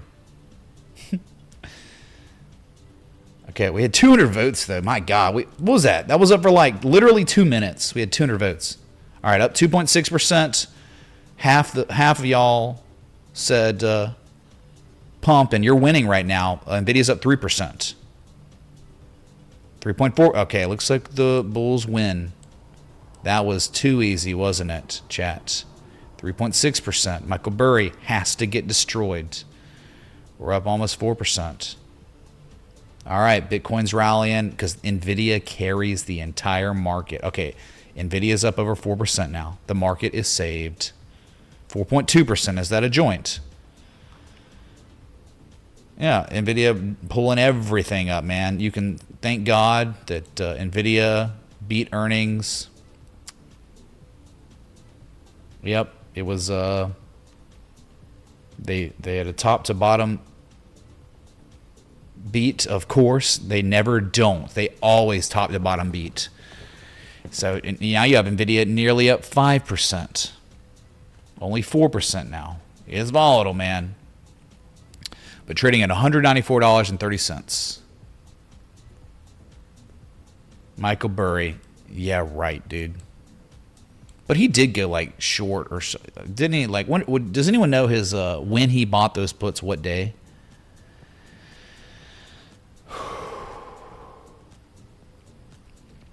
That's right. We love you, Michael Burry, but we love Jensen Wong even more.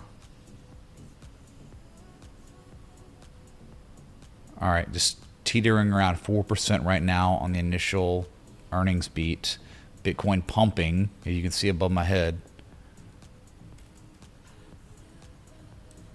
But what isn't pumping, chat?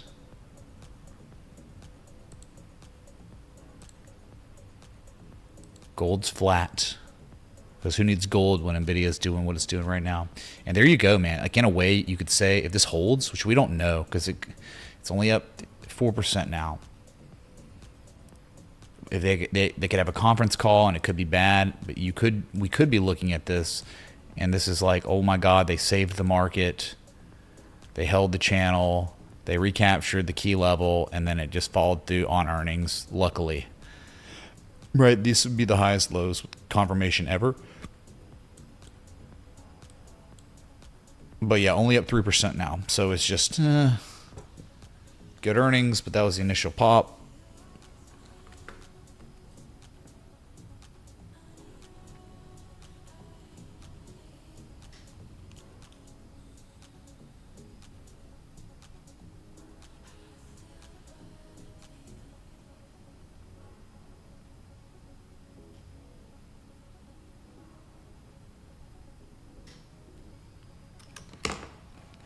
Okay, Bitcoin closing in on 91K again, but still below that key inflection zone.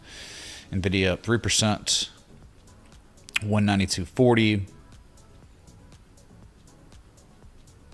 It is, dude, it's crazy. It went from, in less than a second, okay, maybe of a quarter of a second, it went from 2.6 to 3.5%. I just saw that. That was wild. So volatility is off the charts.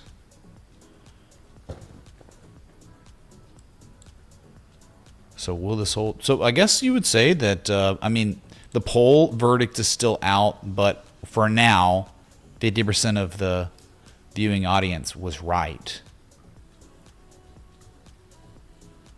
That Nvidia earnings pump. You got to pump. But see, the thing is why I say temporarily, because now you're only up 2.3%.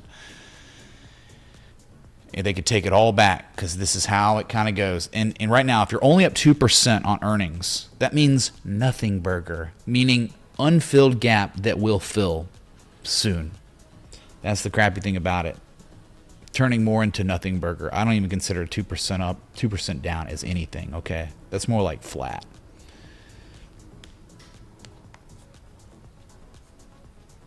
Can I try 24 hours again? Yeah, sure, I'll try. I mean, I don't know why it would be any different.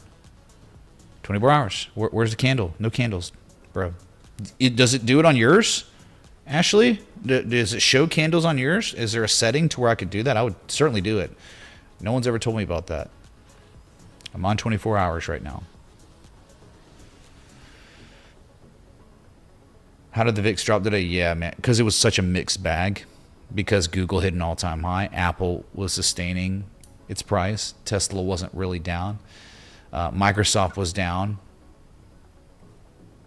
Try 12 hours. It doesn't matter what time scale. When yeah, there are no candles on any time scale on TradingView for me. After hours trading. If someone knows how, let me know and I'll change it. But it would be new information and knowledge to me.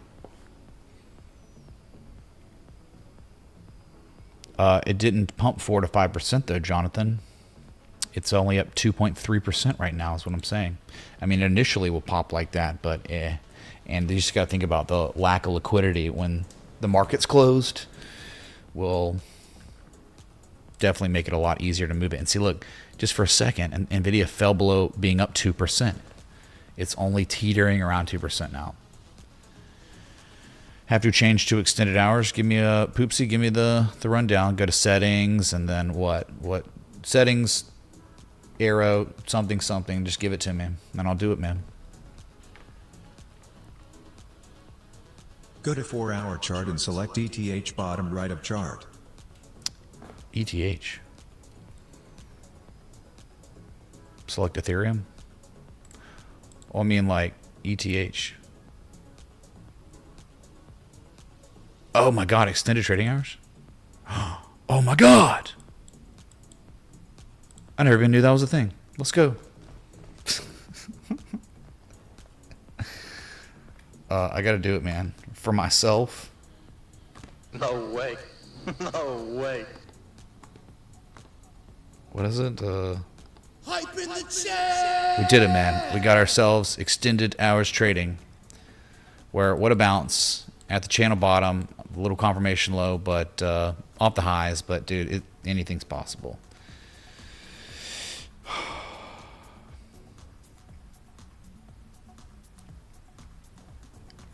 All right, since you gave me that, I gotta tell you, it's Tom Crown. You said have you Bitcoin? Well, you said have you Bitcoin, but then we got a 4-hour green candle going on right now. We're over 90, man. Bear market over. 24-hour chart. Okay. Let's see what happens. Here's your 24-hour chart. I mean, but it works on any time scale.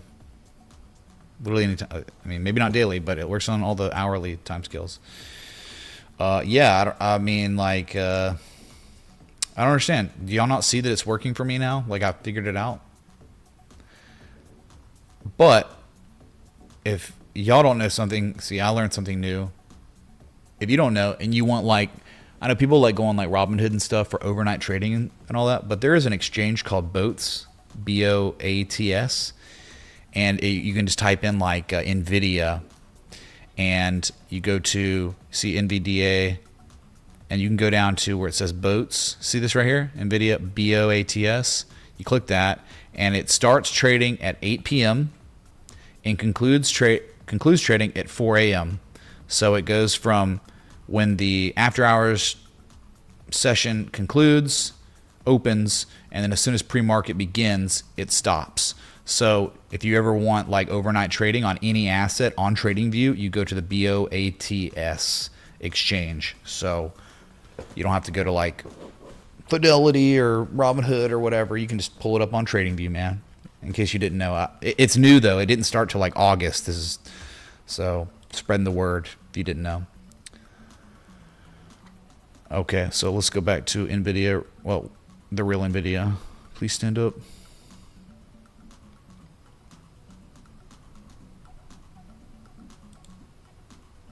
Yep, 2.77%. It's good earnings, but it's not like any groundbreaking breakaway gap insanity. It's just a nice rally to save the market for now.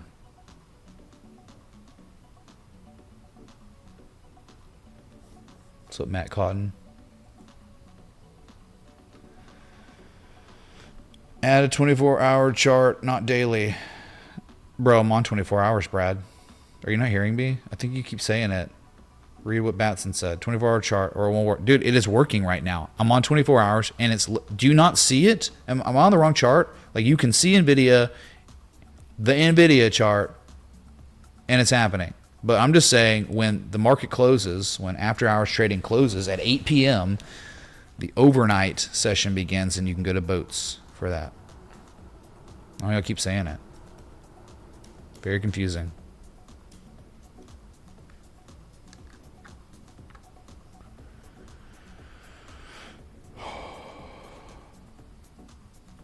And Bitcoin back down. Oh no, we're back below 90. Now we're above 90. Oh my God, never again. Below or above.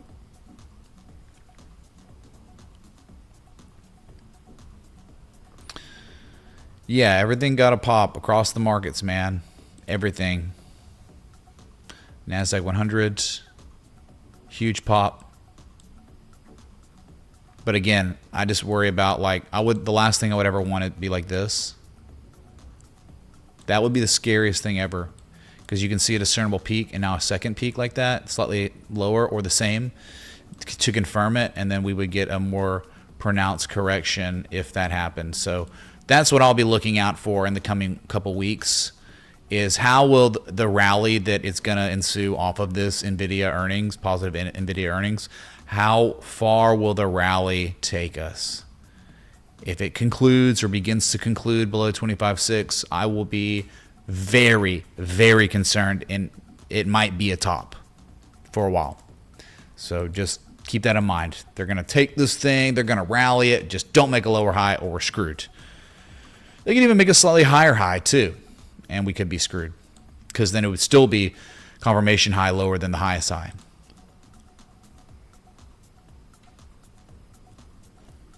I wouldn't want to do that, Jonathan.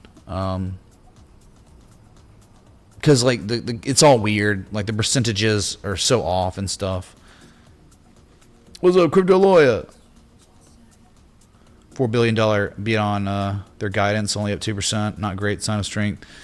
There's only so much they can do, man. I mean, it's up 3.3% now, man. It's climbing. Like they might take, it might be like way higher. This is legitimately saving the market. Like, I couldn't even fathom what would have happened if they dumped this thing. All right, so the whole market would be so cooked. Okay, yeah. Well, when you're in 4K, that is one disadvantage. You have to have a high. What is it, latency or whatever, so you can't, like, there's a delay. There's like a 15-second delay of encoding. All right, I guess we're safe. We're good to go on Nvidia. Gold real quick. Still kind of hanging out. Silver's trying to recover from that sell-off off its 2% highs, man. But dude, I'm like, it could be cup with handle within cup with handle. Y'all remember this on silver? You have to go to log scale. No, I've never seen anything like this in my life. I don't think there's anything like this. Nothing in the world. It would be the largest cup with handle we've ever seen. And I'd be satisfied with $100, it just doubling in value if it was real. $100 an ounce silver. A lot of people think that might be the case, but I'm not sure, man.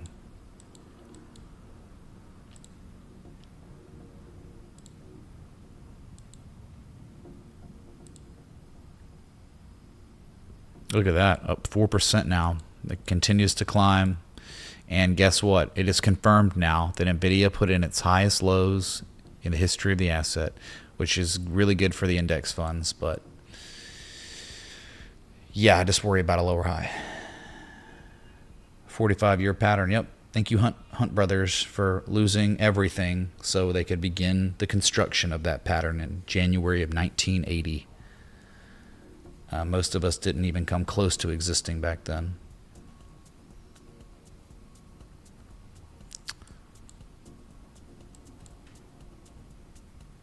Yeah, dude, imagine anything being down now at lows after that.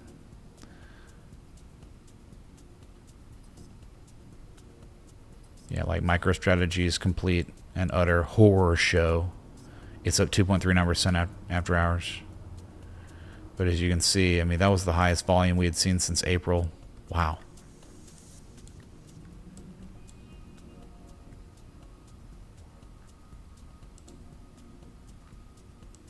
Jeez.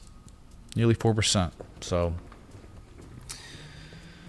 yeah, I'm wondering now, do we now have ourselves a little local lower low on Bitcoin where, you know, you get the local lower low and then you get a wave up, and it doesn't even matter where the wave goes because it's going to be a lower high than the previous high, which is like up here at like 106. I mean, there is no real swing high.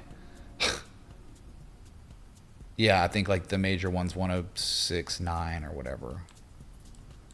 So yeah, I mean, support's broken on Bitcoin, but with macro stuff like that, it's going to be real hard to keep the price of Bitcoin below that level.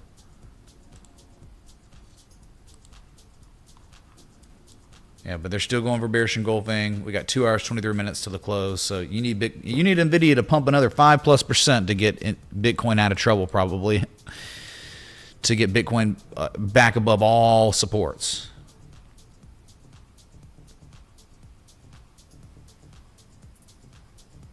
One-year RSI on silver, jeez.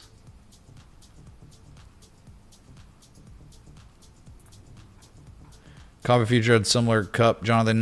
Nothing 45 years large though. No way. It's more local. It's like confined to this year.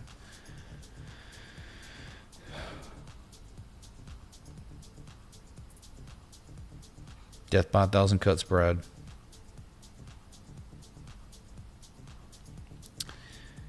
Yeah, people think, hey man, let's look at Bitcoin on the weekly real quick. People think, are we all right? You just gotta look at the 50 moving average to see like how it's so bad. It's like how they were holding 50 and now broke it last week, sliced through it.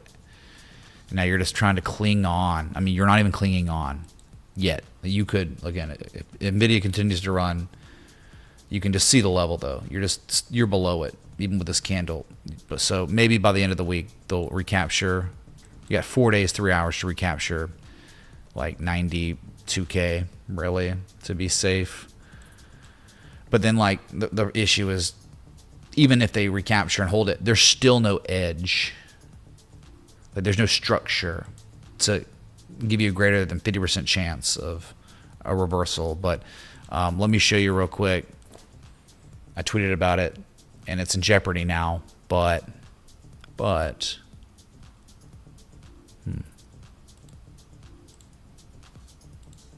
it's in jeopardy, but they're still kind of barely hanging on. The old demand line, the genesis of the uptrend, the multi-year uptrend we've been in since late 2022. This is how close we are to death. And again, you have 4 days and 3 hours. They could fall below it. Oh no, and then they rally and recapture and close the week above it.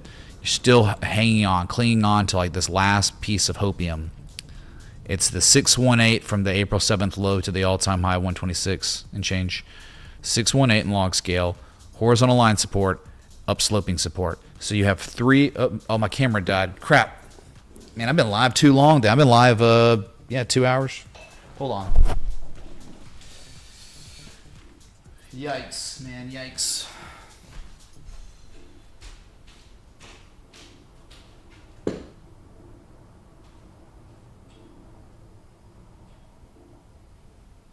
Let's see, let there be light, maybe? Bueller? Let there be light?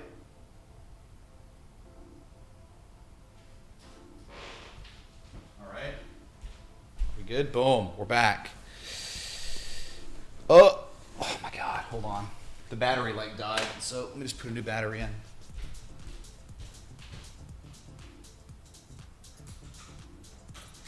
Now we're gonna be golden.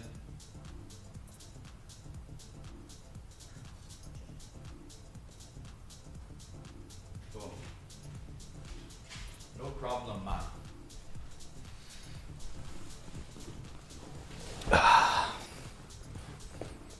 Yeah, so this is where we're at, man. I mean, make or break on Bitcoin, right? To lose all this, could you imagine seeing the 200-week moving average again? How screwed we'd be. 56K. It's unfathomable right now. I think, you know, you'd see 65K long before that. That would... Can y'all see me now? We good? Technology, it's whack. Yeah, I mean, you're at the support. If you don't hold it, you're just going to be targeting 76 to 77K. You lose that, then you'll be looking at 65. I don't want to talk about below 65 because it's so far away. Yeah, we gotta be patient and wait on like the next 4 days. Sunday evening is going to be really important because this is our last chance. Because what would the downside be if we lost this level? It'd be really bad. I mean, you'd be looking at like 14% downside on Bitcoin if they lost it. But again, this is where certain relief rallies can occur. Like it'd be not surprising. I was saying that yesterday. It wouldn't be surprising at this level if it held. You can flirt with it, you can lose it, you can recapture it by the end of the week, and you'll be all right. Same thing with like Microsoft. Remember, they've lost it, man. They confirmed lost it. It was the lowest daily candle close on Microsoft since June 23rd with a bearish back test of the double. It's confirmed double top now on the daily anyway. They get recaptured, of course, but confirmed with candle close and bearish back test. So they got time. If Nvidia saves the market, you know, it might be okay. Like you're up 0.62% after hours. Thank you, Nvidia. If Nvidia keeps pumping, then Microsoft's gonna be a beneficiary of that. You recapture 493 by end of week, no problem. It was never a bearish breakdown. It was never a double top. So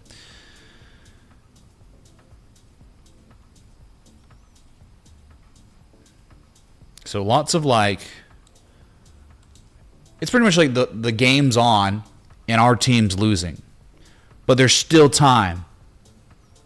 You're in the fourth quarter maybe, but there's still time to come back and win. That's pretty much where Microsoft's at, where Bitcoin's at. You got 2 days on Microsoft. You got 4+ days on Bitcoin.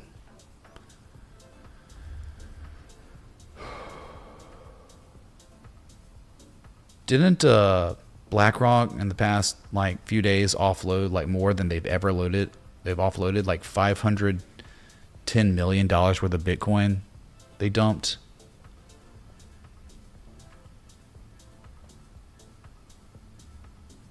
Time for a pick six. Yeah, dude, don't even remind me about Saturday because that happened.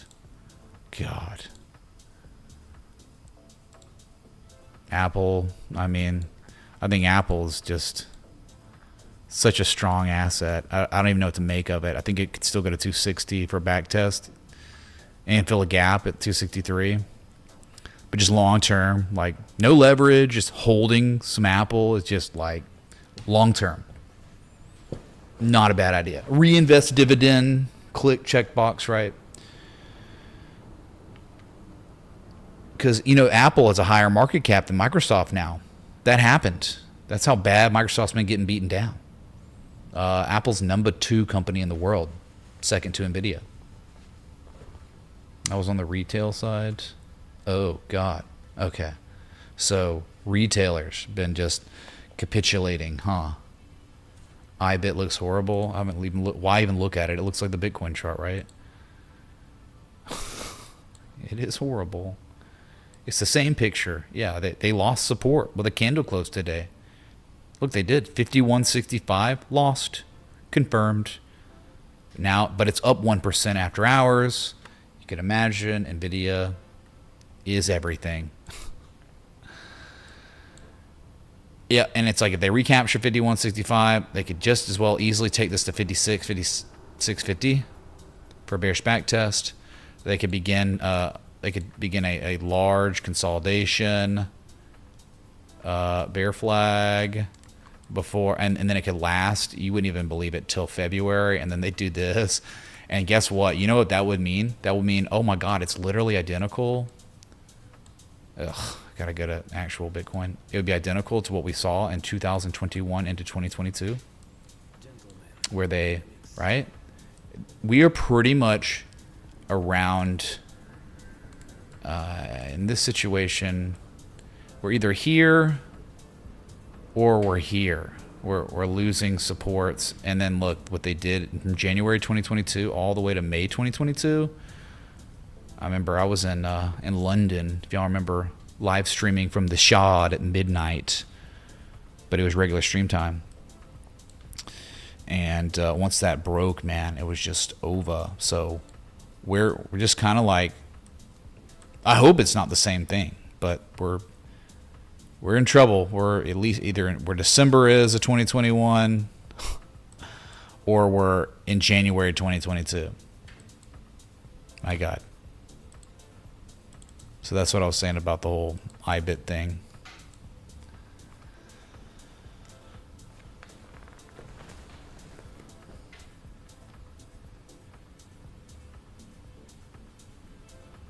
Data worse than 2022?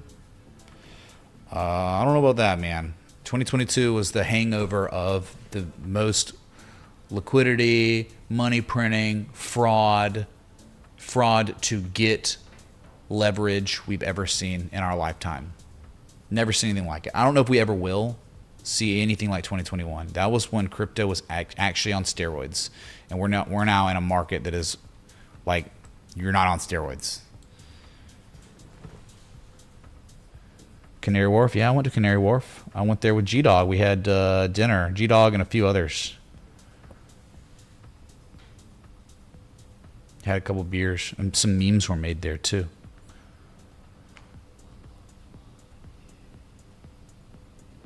Red line on screen. What? All right, so Bitcoin continuing to recover. Back over 90, but still below key supports. Nvidia right now, currently up over 4%, chat. Let's freaking go. High, almost the highs of the earnings. So it was all a bad dream. This whole markdown, right? I bet Tesla's good. Tesla's up over 1%. It's doubling what it was up on the day. So you are at 408. Still not good enough. Like, I really want to see us above 414.50, and we'll be fine. But until then, gotta be careful. Meta is up 0.5%, which means nothing. Google, though, it's at 297.20, up 1.5%. It was already up 3% on the day, so it's up 4.5% collectively. Wow. Google is the actual king. Tesla's like, I'm sorry, Nvidia is the king, but not lately. Google is actually the king.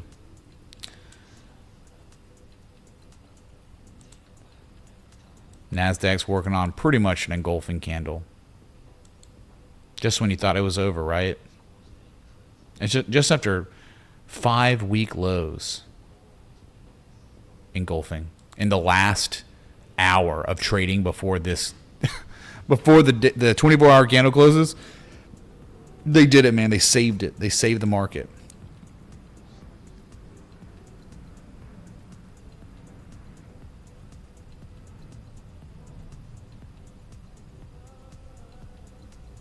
You get Palantir up 2.65%. My God. Maybe they just... Yeah, dude. Michael Burry cannot win. He has to, like, be on the ground... reading his books, listening to Metallica, right? He has to like go crazy. He has to lose millions and millions of dollars first. And that in no way has happened. So if we're going to do a rerun of The Big Short and he's going to be right on the AI bubble, we're way too early, right? Didn't it take like 18 months for his trade to actually play out? Correct me if I'm wrong.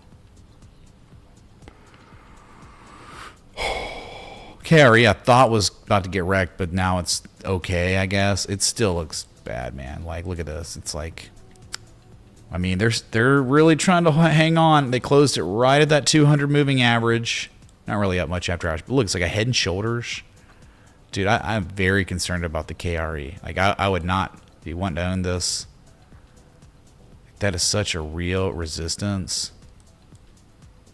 But yeah, some macro conditions are okay, so it held up. But yeah, to lose 57.80 is going to be a quick ride down to a gap fill 52.50. This is regional banks, if you don't know.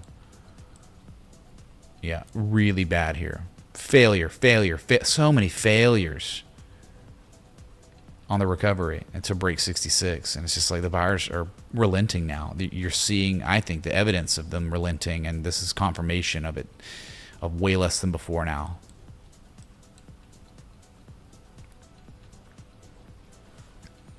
All right, chat. Been live over 2 hours now. If you're enjoying the live stream, this extended coverage, hit the like button, the bell, the sub. Just came here for Nvidia's earning report, and Bitcoin was crashing for...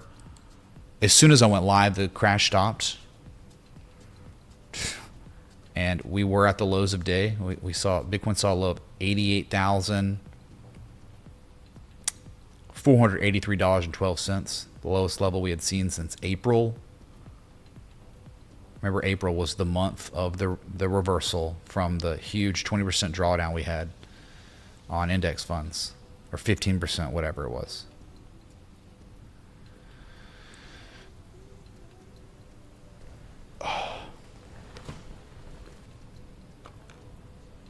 Cactus, he was right on Baba. Well, I mean, come on, man. It was the Gartley. I wonder if he even... I don't think he cares about Gartleys, probably. But, yeah. I wouldn't even say right. It's just...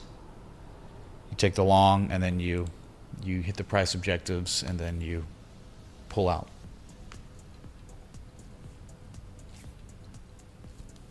I need to stream all day for it to pump. All right, I'll stay live until Bitcoin crosses 93K. All right? Something like that. David, you're in the UK. Yeah, I know UK viewers really have it better when I go live at this time. Still moving to New York, right, Lowell? Thanks for the knowledge. There was never a time in history that I was even considering moving to New York. But thank you for the $5 super chat. Did I even joke about that? I know you're kidding, right? Because Mom Dummy, man. Communist. Yeah, dude. If I wanted to move to New York, that means I want to pay the government 53% of all the money I make in a year. That is like, there should be pitchforks, guns, muskets, tea parties. But no one, everyone's cool with that. People up there are like, yeah, dude, the government can take literally over half of what I make. I'm good. I don't even understand how, like, me having to pay 37%. It's still outrageous. I can't believe. It's just because we were born into it. Like, people before us were the real ones that, like, just said, whatever, man. Yeah, they can take this much. And then it's just a boiling pot. And we were born into the already extremely boiling pot. So it's like, yeah, dude, they can take 37% of my money. And it's cool. Now, I'm closer to moving to Puerto Rico than I am to New York. My God.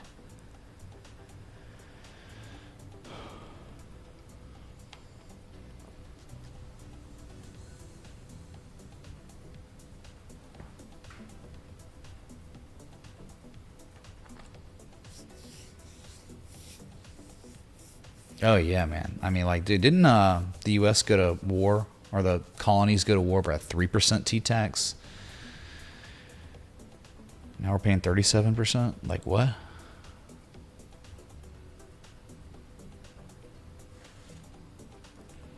Good food in New York? I mean, yeah. I mean, like, I don't know. I'll go to the steakhouses. The food I've had in New York is no better than, like, okay, high-end dining. in no way is better than what you can get in Miami. In no way. Like, guess what? Here's the catch. You don't understand. All these companies, these nice high-end restaurants, they get their food and produce and everything from the same vendor. They get it from Cisco. Cisco. What is it? Cisco? That's right. SYY. They get it from this company, publicly traded. This one. It's a virtual monopoly. They are a monopoly. They tried to buy out their competitor, or merge with their competitor, which is U.S. Foods. They both were down with it, but the Federal Trade Commission did not let them because it would have been a literal monopoly. But they are partnered. They game theory together. They check with each other. They make sure everything's cool. They are a team. They're not really competitors. It's like a pseudo competitor. So, yeah, in Miami, I'm getting the same steak as I'm getting in New York, as I'm getting in Alaska, as I'm getting in California, as I'm getting in Texas. Pfft.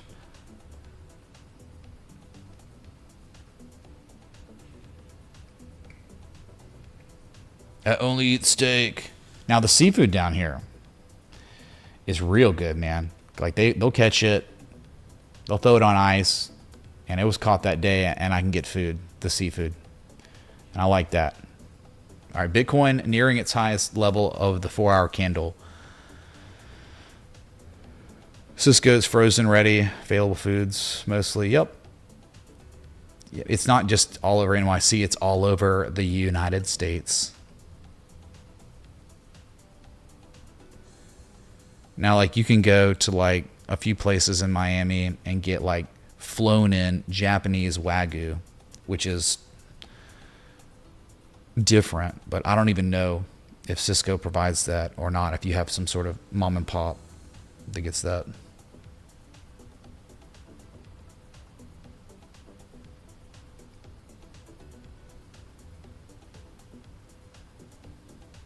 Dude, there was someone in here that asked me, like, I don't know, it was like 2 weeks ago. They asked if I wanted to go deep sea fishing, and I didn't even see that comment until like way later. I was just like looking at the stream. Like, I always check the stream, the audio levels, see if there's something I can improve on. I saw it, and I'm like, dang, dude, who asked me to go deep sea fishing down here? Because I would totally take you up on that and go deep sea fishing. Yeah, because 11 is a great happy hour. Totally. Happy hour 24/7 there.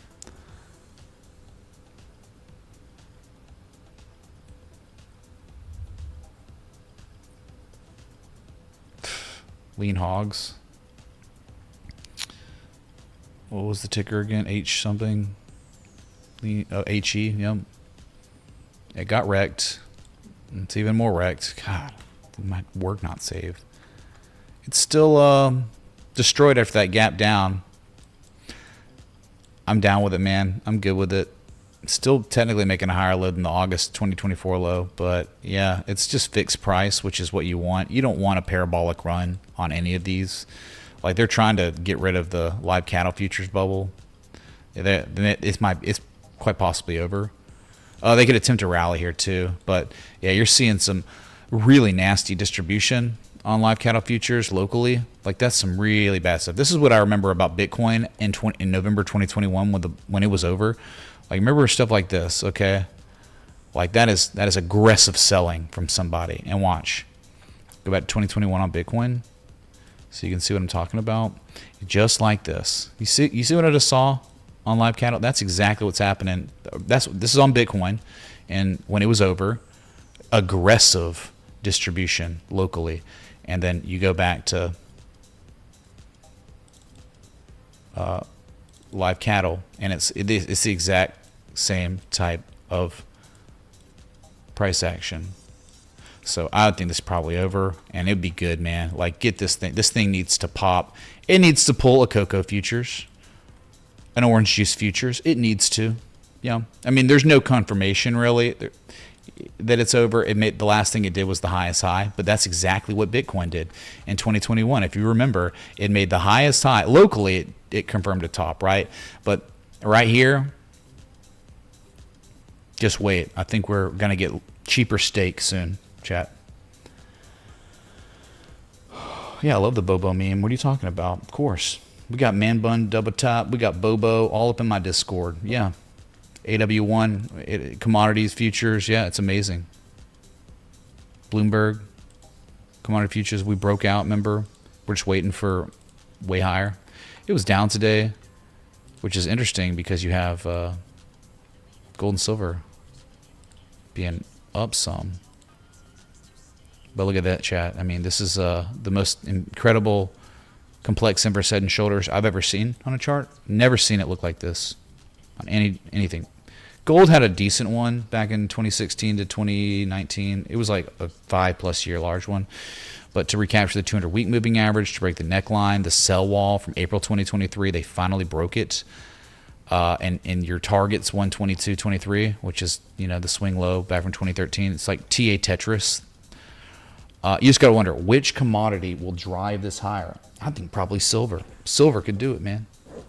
I don't know about gold. Silver, to me, has not done the price discovery psycho run. Silver's done a lot of catching up, but it has not done the crazy gold thing. Gold went into levels like, wow. I mean, remember where gold made an all-time high after 2011? What was it? No. Yeah. Like, gold consolidated from 2020 to 2023 after, you know, made all-time high, but it didn't go on the crazy price discovery for real until like March 2024. And when it did that, I mean, look where it went after it really broke out the all-time highs and went in price discovery. It went up 110% in 574 days. Silver has not yet done that. Okay, you got to go back and see silver's just a little bit above the old all-time high from 2011. Different worlds of performance from gold to silver. So silver to play catch up, we would say 110% in 500+ days. Silver would have to go, oh my God, 100+% to catch up to perform, you know, that price discovery. 110% would be $108, and what was it, 500 something days? Oh my God, dude. So it would be a long time. It'd take over a year. But I'm just saying, right? Silver hasn't done it's nice markup, but just barely above 2011's high, where gold is 110% above 2011's high, or 120% or something like that. So that's what I'm thinking. Silver could very well be a leader. And then, you know, copper, like, holy crap, dude. Like, the way copper did look, maybe it changed in the past few days, but when we've been looking at copper, it's insane. Copper? Sorry, I'm looking for it, dude. HG? Yeah, dude, copper to me is like, there's the sell wall at 519, but currently trading above the old all-time high from 2022. So if they can ever, you know, catch their footing here, you break 519, it's going to be a quick ride up to 594, and then possibly price discovery. Insane uptrend, right?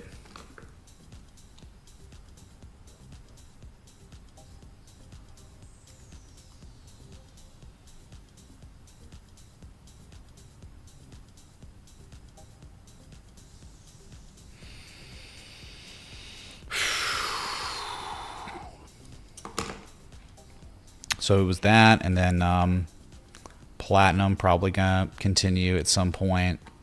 It's been a long time coming. That's got to see all-time highs again probably. And then palladium, that was probably our favorite because of the Wyckoff accumulation structure.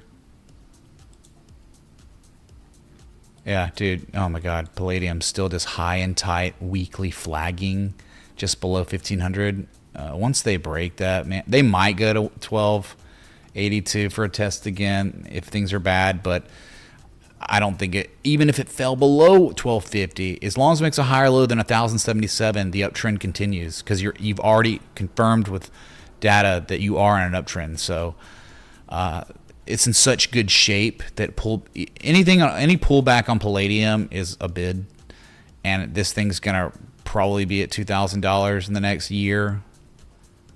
Composite man, He got his fill of palladium. He got all he needs.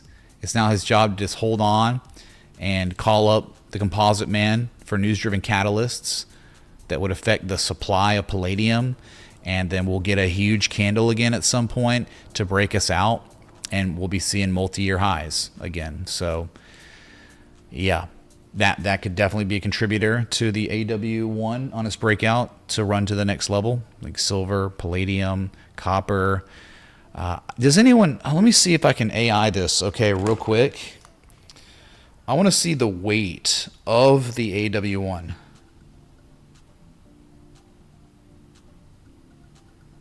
Give me 2 seconds to ask.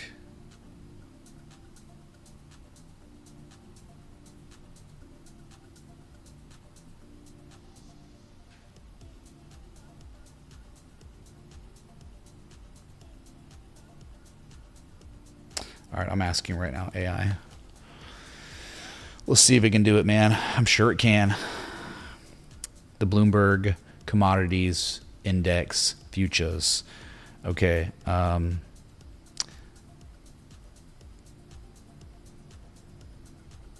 Hold on. It got the ticker wrong.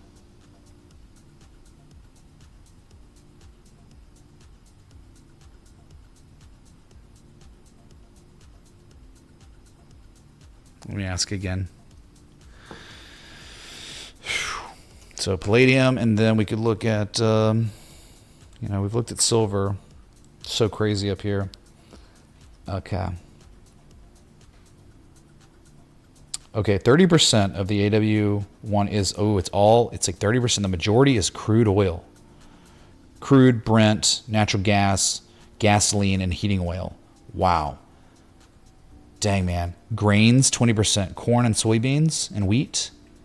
And then 17% of the AW1 is industrial metals, copper, aluminum, zinc, and nickel. And then 15% only is gold and silver. 8% is livestock and lean hogs. And then softs, agricultural, coffee, sugar, cotton, cocoa. So we got to look at oil. Oil, gasoline, and natural gas are your biggest weighted holdings of the AW1. It's just hard to believe that, like, how in the world could that actually be breaking out right now with how U.S. oil looks? How natural gas, though, has been in an uptrend, right? Yeah, dude, natural gas, for real, dude. That's what's going to do it, man. Nat gas going into winter. We know Germany they have like completely lost the plot. Nat gas, I guess above 46, we're into $6, $7.63. I mean, the cycle bottoms in. Your trend's up. You're in an uptrend right now. So 6, 7, 63, $10 again to top it out. So okay, nat gas. I just don't know how oil's Gartley or whatever. If you know, let me show you real quick. Like, there is a chance of this, but I just don't see how. I really do not know how in the world this M shape could play out. I just don't know, man. Like, I'm really skeptical here, because what we're seeing after the little reaction is a bearish back test of the $60-$61 level, which is a resistance reversal from 2015, a support from 2009. Look at that spring back test in 2007 before it ran like crazy. Back test in 06, it's been resistance in 05. So, like, that is just so concerning to me. I don't know how in the world oil goes any higher off this M shape being below $61. That's why I don't even have it plotted, because I just don't even trust it right now. There would have to be some ungodly news-driven catalyst to turn everything around on U.S. oil. And I mean, like, they tried to do that. Remember the Israel, the bombings and stuff, like it was a war, and, you know, they're exchanging blows between each other. That was this.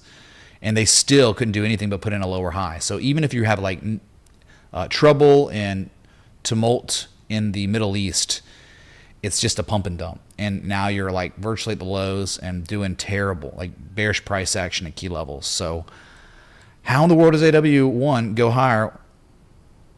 So I guess natural gas might offset U.S. oil, and then it's left to the rest. It's left to corn and soybeans and wheat and copper, aluminum, zinc and nickel, gold, silver. Yeah. Okay, gasoline futures though, which is RB. Isn't it RB?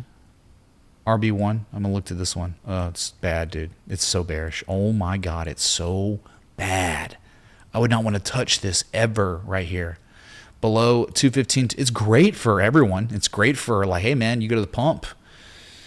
Costs a lot less, but like again, we're talking about the AW Bloomberg Commodities Index ETF for the futures. This is a heavy weighted asset in that. So oil and gasoline looks terrible, but nat gas looks good. So they offset. And so then we go to corn, soybeans, and wheat. Soybeans looks good, right? Real good. Like they've turned things around, even though it could still be in a long-term downtrend. They're just going on the bear market rally, and they put in a lower high than 1250. But for now, it's been doing pretty well, trying to show higher lows and all that. Corn, I don't think it's been doing anything special. I mean, wait a second. We M-shaped and then M-shaped again. So maybe they're turning things around in corn futures. And then wheat, I don't think was looking great. No, wheat was terrible. Terrible trend. It's going to put in a lower high. So it's not really whatever. We looked at copper. What about aluminum? Aluminum AL futures? Bro, what? My music stopped.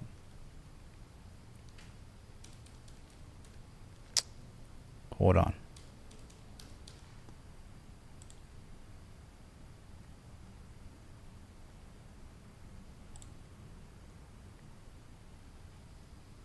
Aluminum. Let's look at that one. Oh yeah, aluminum's your ticket, chat. It's in an uptrend. It just made the highest high. Oh yeah, broke out. Definitely broke out above 2,700. You were king, man. You were good to go. Any pullback, temporary opportunity for a back test of 2659, 2700. That's what we're talking about. I got to add this real quick. Aluminum. All right, so this is a culprit. This is a breakout that there's no resistance at all on this one until like 3220. So here we go. Really good here. And then we can look at zinc, which I'd never look at that either. Zinc futures. I'll just look at maybe this one be good. Zinc is kind of uptrending. Yeah, they defended this low from 2021 twice. And it's not it's not in the best position. It could still be putting in lower highs than previous highs. Yeah, so a little more neutral on this one. Okay, whatever. I'm just spitballing here, dude. I've been live a long time, like too long probably. I don't even know if y'all are watching anymore. What's up, Frantic Rock? 2 hours and 30 minutes, man. Lumber has nothing to do with the AW1. It is not even included in the aggregate. Nope, lumber's not even involved.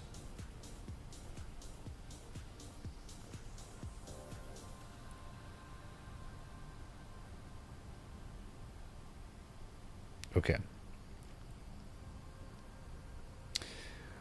Jetty asks, why does petrol and oil look bad, but oil corporations look good? Well, think about it, right? It costs them less, I guess. I don't know, because they're extracting. Yeah, I don't know. Like ExxonMobil, dude, looks like a multi-year Wyckoff reaccumulation structure, and it's like been going on all above that 2014 swing high, old all-time high. Exxon, man, like to me, look at this weekly. Let me show you here. It's like all this is happening above this high. It's like ExxonMobil is probably a great long at this point, dude. Think about how long the consolidation's been going on. It has been 1,000 days, 1,100 days. You're above the 200-week moving average. I mean, this will eventually resolve. It's just taken forever, and you're just up against it. I mean, I think like the trading range you're confined within, you're just up against it, man. 119, 120. You break that, dude, it's just going to be... I mean, you're looking at 150 probably. So it all depends if they can break out. But yeah, this is my favorite one. I like Valero, but I liked Valero already. It's just too far gone now. Like Valero hit an 886 and even ran past the 886, but there was a time when Valero recaptured a key level and then back tested that key level, and that was an old trade setup that was perfect. And now it's nearing all-time highs. What's up, XRP? Well, we already did look at XRP, but we can look at it again, man. Sure. We're just kind of all over the place now because the stream's like, I'm, you know, again, long, extended stream. Here's your XRP. Bearish and golden candle confirmed in 1 hour, 44 minutes, and you're going for your lowest daily candle close since like June 22nd. And yeah, just patiently awaiting 196 because that is a short trade setup. Short selling trade setup. It was perfect, right? I mean, resistance, failure, 200 moving average. That was the dream. Hit target 1 almost instantly within like a week or less, and then took forever, another week and a half probably before it started marking down again. Yeah, KG, hopefully you saw what, I mean, I went over all of it, so hopefully you saw what I was looking into. Nvidia is now up 6+% after hours. All right, they saved the market, dude. They did it. Good. We needed that really bad. I mean, there was no other way we were going to be okay on this market without this. Without that. There you go. There's your live price of Nvidia. Huge green candle. I mean, collectively, we're talking like 9% up on the day. Whew. Beautiful.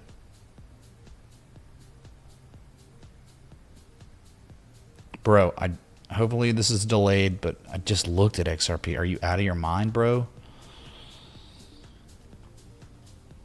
But this is what I get for being live this long. For real.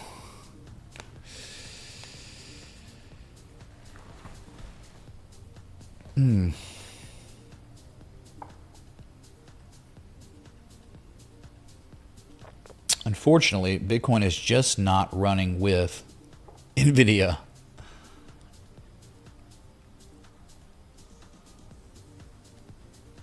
Yeah, what a pump, dude.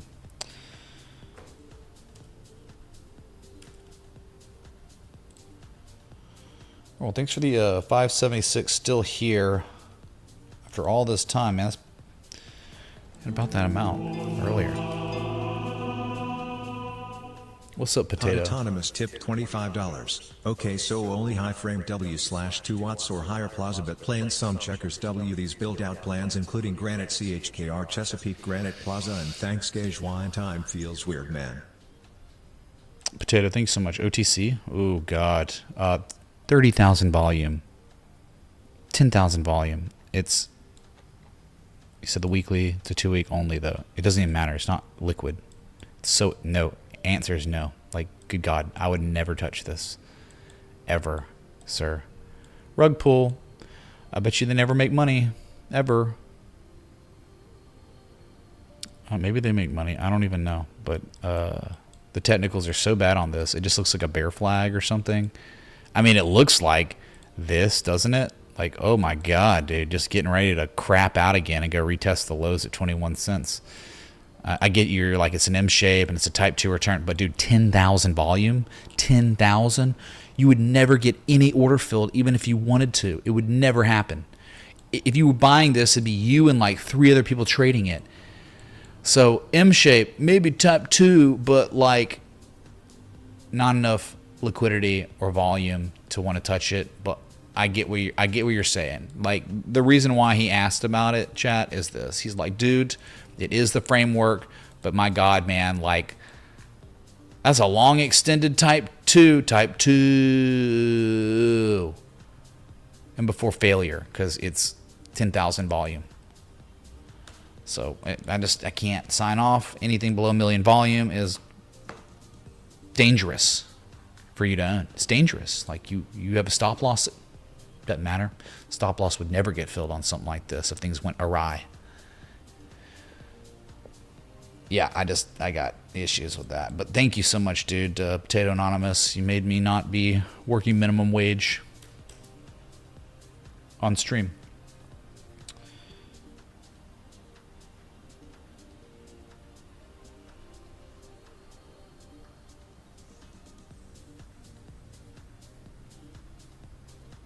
Yeah, I wouldn't touch. Sorry.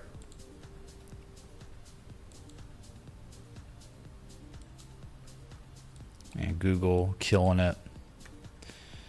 Up 4.28% on the day, after hours included.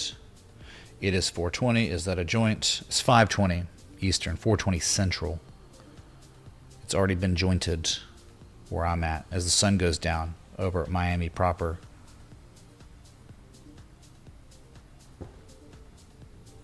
What's up, Jonathan, man? Hey bro. Thanks for all you do. What do you think about SNDK? I think it should roll over. So typically we do $28 minimum for formal requests, but you know, and that's just because I don't monetize, I don't utilize, I don't get any help from YouTube's algorithm, I don't grow. I've sacrificed growth and all that to ensure my integrity, so you don't have to watch ads. You don't get subjected to affiliate marketing links from scam exchanges. The amount of, I probably missed out on $1 million by not promoting affiliate marketing links for 8 years. So all those reasons are why it's $20 minimum for a formal request. So if you could you string it along, then I'll be happy to look at it. But yeah, that's just how it goes. And other people, they'll tip 20, 25 for something too. So if I look at it for you, then I'm telling those people like, oh yeah, well, the rules don't apply to this guy, but they apply to someone else. And I mean, I'm looking at the asset you're looking at, and it's like, it's up 5% after hours. I mean, it's just crazy. It's just gone.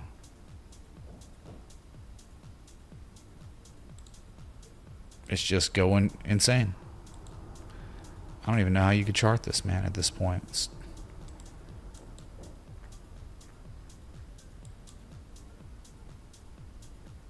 Yeah, anyway, I mean, there's no setup on it.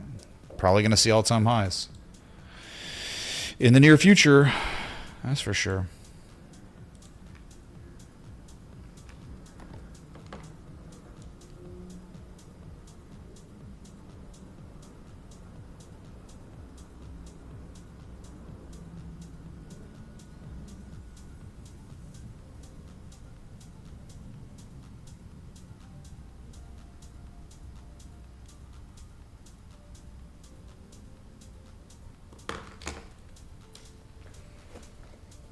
Stream to 100K. Well, that's not happening today, man.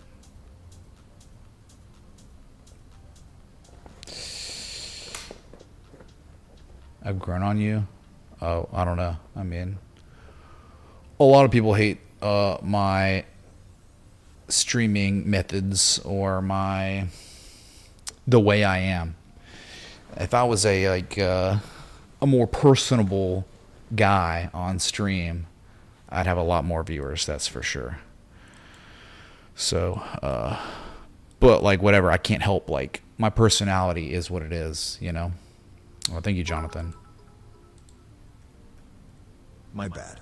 Here it is. It's not your Fire bad, dude. emoji. It's just how it is, man. Thank you so much. This is it, dude. It's like a bubble in the making, September to now. I mean, think about how crazy this is on SanDisk. Goes up 566% in 83 days. Unheard of. Psycho. It might just be doing, it literally could just be doing this. It could be bull flagging somehow. This is insane, man. They took it down to the gap fill. The gap fill has just acted as some sort of new support defending 237, and it's just like up after hours, nearly 5%. And could keep going, man. There's just no telling. When you look at assets like this, it's in impulse mode, and 566% in 83 days. Enough said, right? I mean, assets don't do that typically. So runaway freight train, I guess $300 would be a psychological level. You can't even Fibonacci this. There's nothing to Fibonacci. There's no way to anchor. Like, it's just gone. So I wish there was more I could do, right? But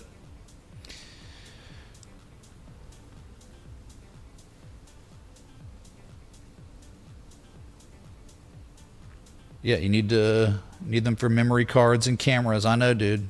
I got one. It's in the camera that's encoding the stream or recording right now.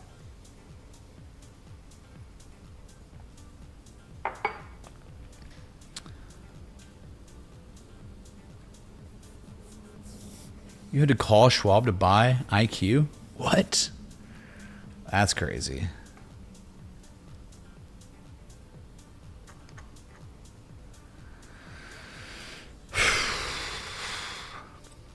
Set a stop loss. I would think if you, dude, I wouldn't. This is crazy. Setting a stop probably just below like 230. I guess like just below like the gap fill. But no, that's not really strategic, and there's no edge there. Like you're just gambling. You're just hoping that the 566% and 83-day rally continues, which it could. It could continue to bubble, man. Like no doubt. This isn't typically what we look for. I mean, it's cool, but we're looking for assets like, down at lower levels. Oh, look, man, they confirmed this. Look, they recaptured this level. They confirmed it as support. They've already been making higher highs, higher lows, higher highs, higher lows, and easy to manage risk with stop losses below all these candles, and then let it ride. But then it'd been like, we're gonna take some profit at 58, and then it just gone. Like what? Okay, pulls a QBTS, RGTI.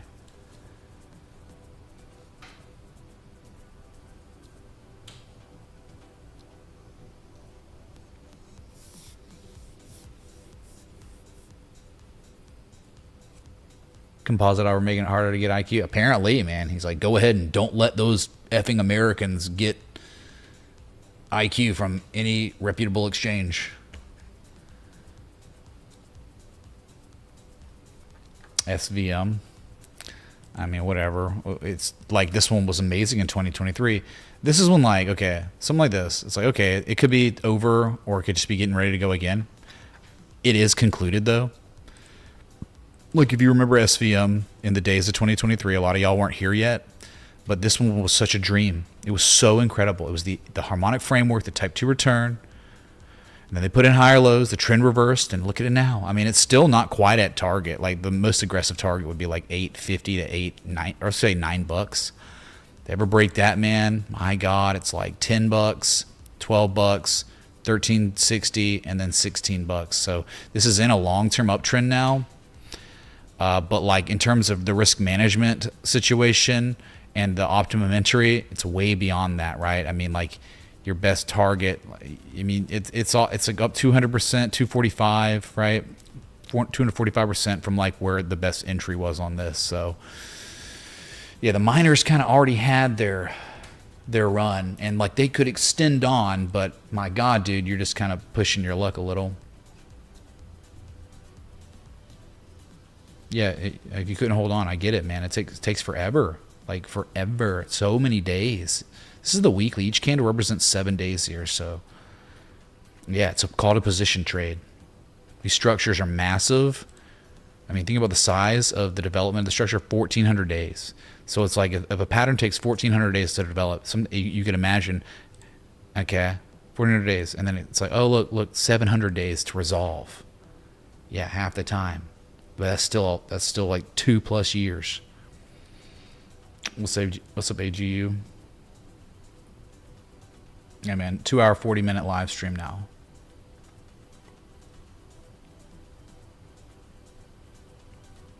Yeah, in a portfolio, yeah, I would never go over 15-20% options. Yep.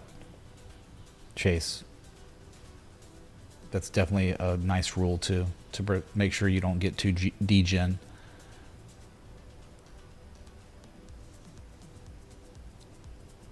You can sell without calling. Well, that's good. If you had to call, just call them and say, I want to set my stop loss up here. Oh, dude, it was like, if you were in the Patreon, like the SVM, dude, we have evidence of that. Like, I go back and go to charts only and go to SVM, and it's like,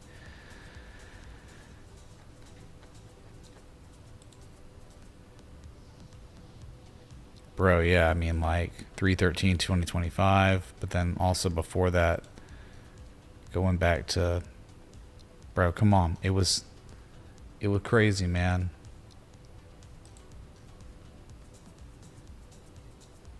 Oh, doing this crap again. God.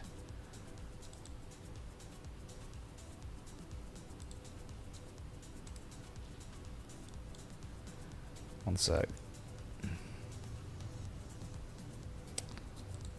Yeah, dude, what a long time ago. It's so insane. Like, look how perfect this was, bro. I mean, this was March 4th of last year. Let me try to get this going real quick.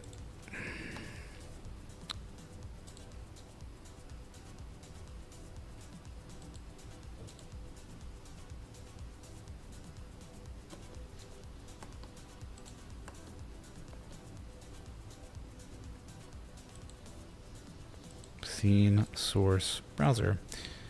Okay. I don't know why this wouldn't work. Oh. That's not working. What?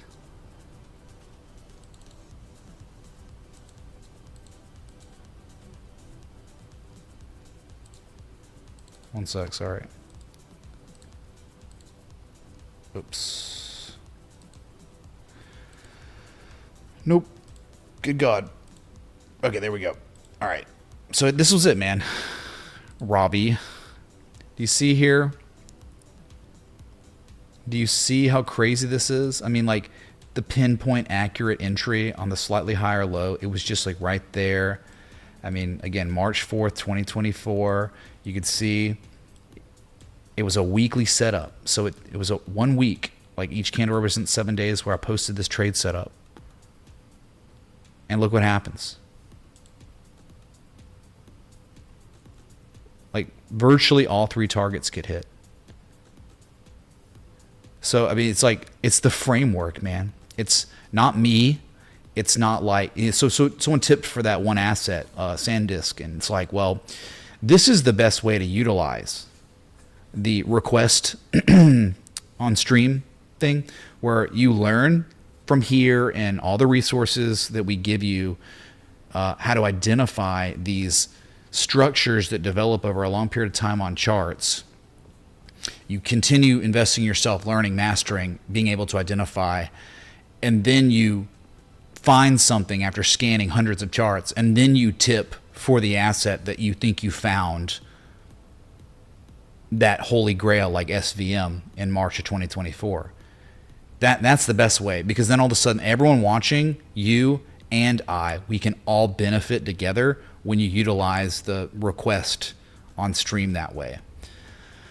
When you look at something that's up 500+% in 80 something days, literally no one can benefit from that. There's no structure, there's no education set up, like there's no way to do anything to provide value to anyone on the stream, including me, you, and chat. So this is what it's about, man. That's what this stream, that's what my whole existence is, to teach you how to find setups like SVM. Anyway, so let's check on Nvidia. Up only 5% now, which is fine. 5% is great, though. My God. Kidding me, dude?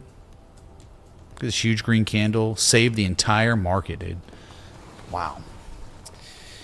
And so far, right now, we have futures are closed. You have commodities closed. They'll reopen in 27 minutes or so.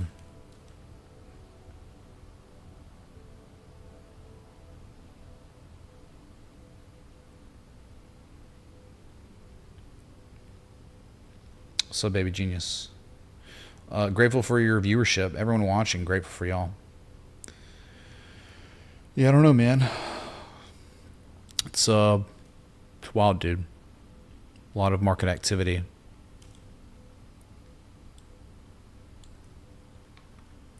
But yeah, definitely the silver position did well today. Then they pulled it back, and now it's kind of up again, doing pretty well. Yeah, I'm thinking silver above 50, like no brainer. Like you're below 50, starts getting sketch. That double top might be a thing. My God, if they hold 50 like they did the past couple days, I'm very much intrigued. Gold's kind of not really holding on to anything. Remember, it already did its big price discovery run, so it's less exciting. I think silver could be more exciting because 49.80 is an old all-time high right here. April 24th, 2011. 3 days before the largest tornado outbreak in meteorological history to date. April 27th, which was the largest tornado outbreak in history, was the highest candle close ever on silver up until like October 2nd, or yeah, something like that, of this year.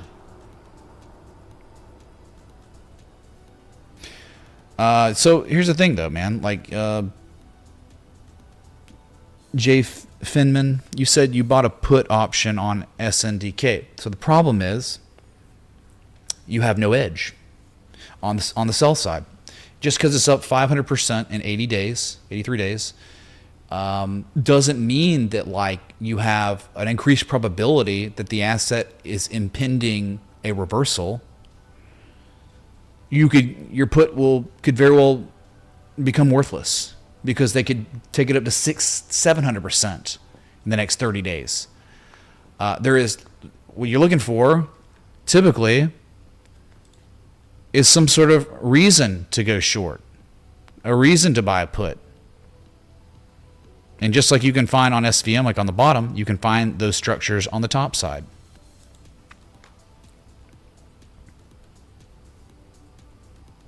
So like Bitcoin Cash, for instance, like had a mega bearish shark pattern. They tested resistance as resistance. They began to shift momentum into the hands of the sellers. Then a lower low came into the previous lows. Then a lower high. Now you're just consolidating, which I think is kind of bearish consolidation now. But it did look okay here. But I don't like the chop, and I don't like what we're seeing, this constant failure from buyers to even come close to rivaling the previous high from Halloween, late October. So it's just more of the same, like confirming lower highs, even though they're holding here. That's just a lot of absorption of demand here, and you just got this nasty bearish engulfing candle down 7+% today. They're still holding it, and they could keep doing it. They've been chopping this thing around 530 to 477, but like you see that they have begun to already reverse the trend. You could look at the freaking S&P 500. Look right here. I mean, this is another thing. Like on an asset that went on this crazy run, they hit the completion zone of this extension pattern we call the bearish deep crab, type 1 reaction, type 2 return. The type 2 return even had a form of confirmation. That, and then bearish divergence was so real in the MACD histogram. Impending price action reversal, the downside was implied. I remember being live the day of this candle, February 21st. Go watch that stream and see what was being said about it. It was over, and we proceeded to crash tremendous amounts in a very short period of time. So there is a way to buy puts or go short, and it's when there is an edge. It is when patterns have concluded their development, and then there's unfavorable price action, failure from buyers to see higher highs, local confirmation highs, exhaustion on the oscillators. To go short on SanDisk is just flipping a coin. You're just literally at a casino pulling a slot machine lever, rolling the roulette ball. That's all you're doing. So anyway, again, that's just like for the sake of education for anyone watching that's newer or just wanted to hear some alpha on like what it means to go short or go long. Like, you got to have structure. Without structure, there is no strategy. There's no way to strategize. Without a structure, there is no edge. There's no increased probability from a coin flip. Okay. Oh, the sun's really going down now, man.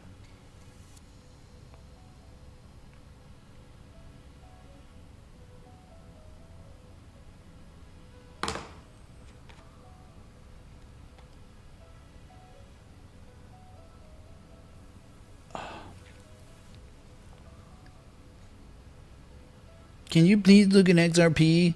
Can you look at XRP, dude? Since I literally, you asked me to look at XRP. I looked at it. I went there for you. And you didn't even say thank you. You just kept asking after the fact, can you look at XRP? And now you're still doing it, dude. It's like, go to Alex Cobb's stream, dude, okay? This is not the Alex Cobb stream. We're not looking at XRP 24/7.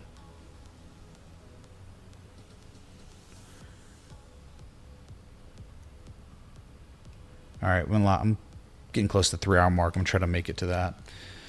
We got like 7 minutes till a 3-hour live stream.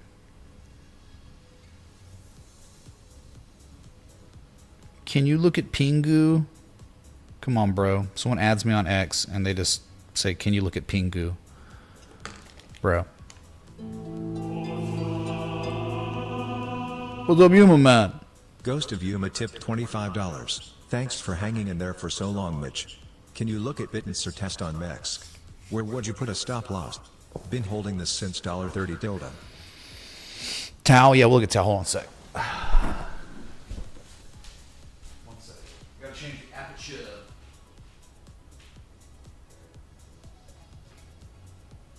Alright. Tau. Isn't Tao like a nice Chinese restaurant I've been to in Manhattan? I've been there in New York, or I'm sorry, in Vegas too. Manhattan and Vegas. Tao, it's a good restaurant. Tao, he said.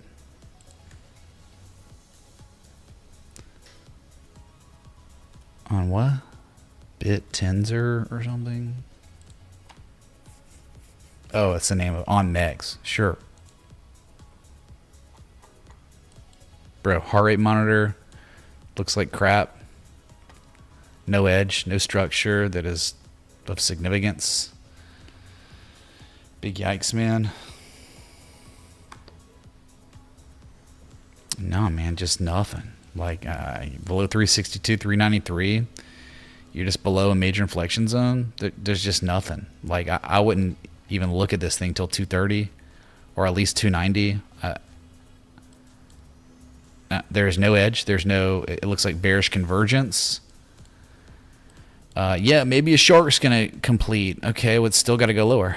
Like 280, 278 or something. I just, and then you got to wait for a type 2 return. There's just nothing here of significance. It is super flat. You want to look for a structure to conclude its development at 220 to 230. As you can see, the arrow is pointing to what you want. Even here, like, my God, you actually want to see Tau, the sellers, take out 224 briefly, so they can recapture it and then reconfirm that level as support, and then it can run. That's the only thing you'd be waiting on, I think, is wait for 225. Let's see what happens, and then maybe we'll get a spring back test, and then you could take action on it. Because that's historically the only time it's made sense to even take a shot on this, is when it's at 225. Or recapturing, reconfirming 225 as support. So no action to take. It's garbage. Below 393. Above 225. Birdhouse tipped $25. Vist, thanks. What's up, Birdhouse? Thanks for 25, and thanks again for that annual resub. Very grateful. Me and my team, thank you, dude. Dudes, peoples. If you are more than one human being, thank you. VISTT, or just VIST? Vista Energy. The Vista views and white men can't jump. There ain't no vistas, and there definitely ain't no views. Oh. They're trying to do something here, aren't they? Yeah, they're recapturing a really key level today or yesterday.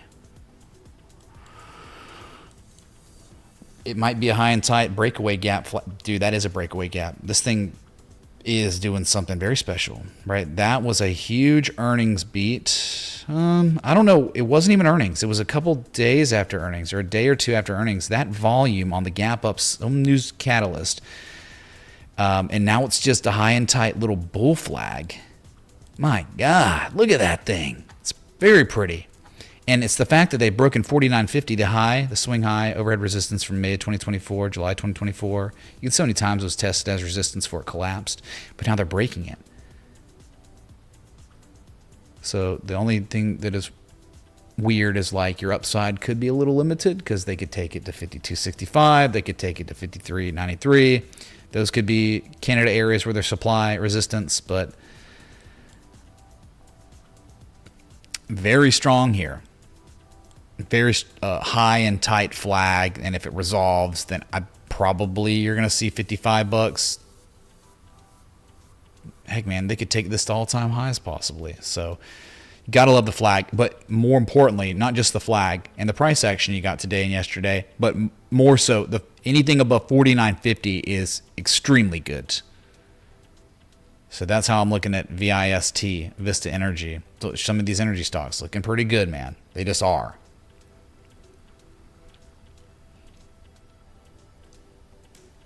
Thanks, Birdhouse.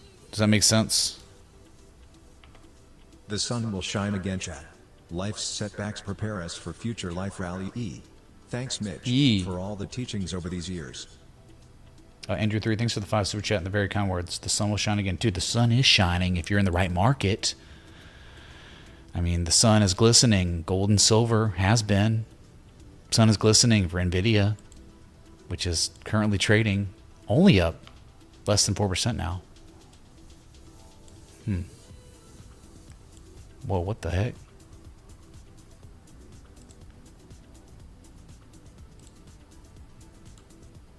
There we go. Yeah, up less than 4%. Their conference call is probably going on now or in the next 15 minutes. Anyone know about their conference call? Is it on?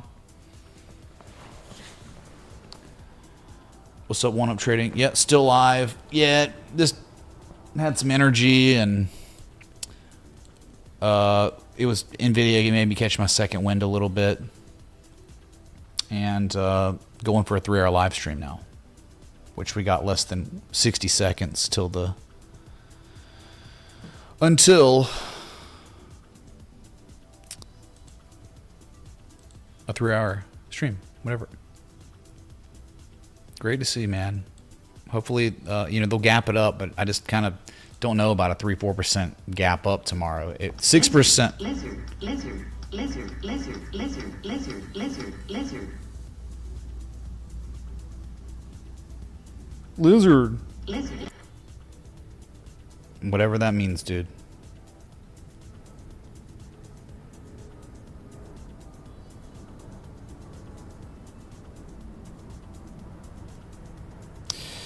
Stay until the local on the 8s. I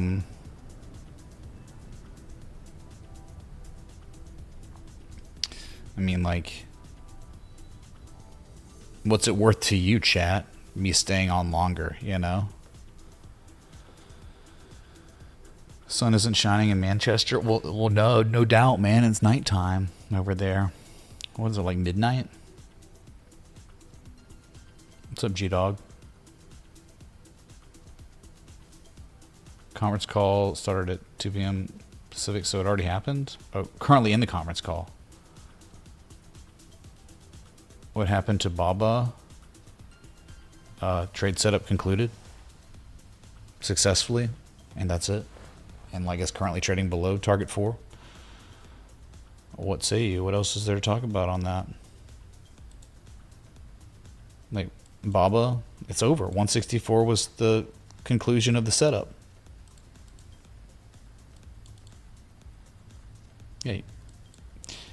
it could fall to 133. They could take it to 150. It's probably just gonna paint. There's probably gonna be some sort of consolidation structure painted on it, and it will at some point conclude. You know, look at that, and they're already trying to work on a wedge or something.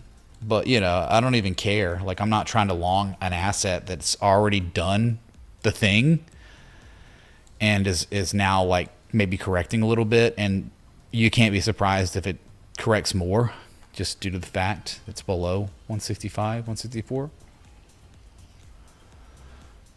Oh, what happened to Baba Booey instead of... I don't know what happened to Baba Booey.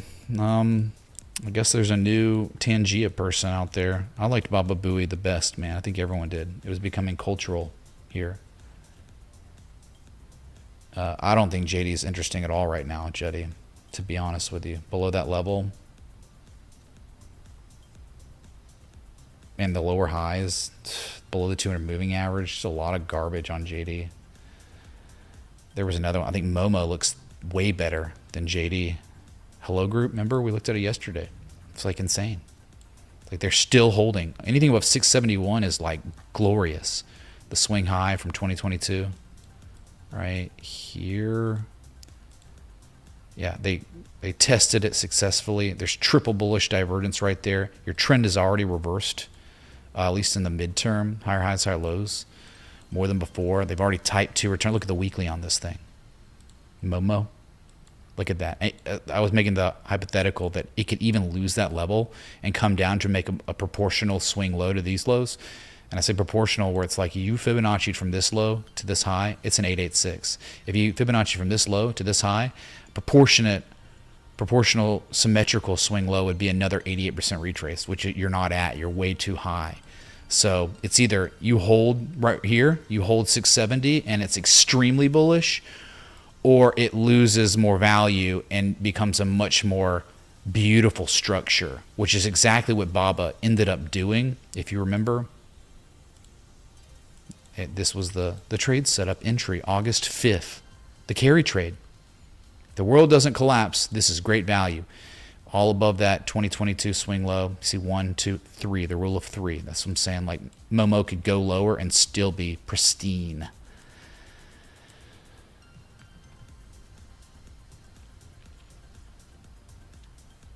It rained all day. G-Dog? Dude, the weather's so boring here. It's like beautiful. It's 80-something degrees. Like 2 clouds in the sky. It's awful. I hate it. As a severe weather enthusiast and weather watcher, I hate wintertime down here, I've learned. Because the weather's too good.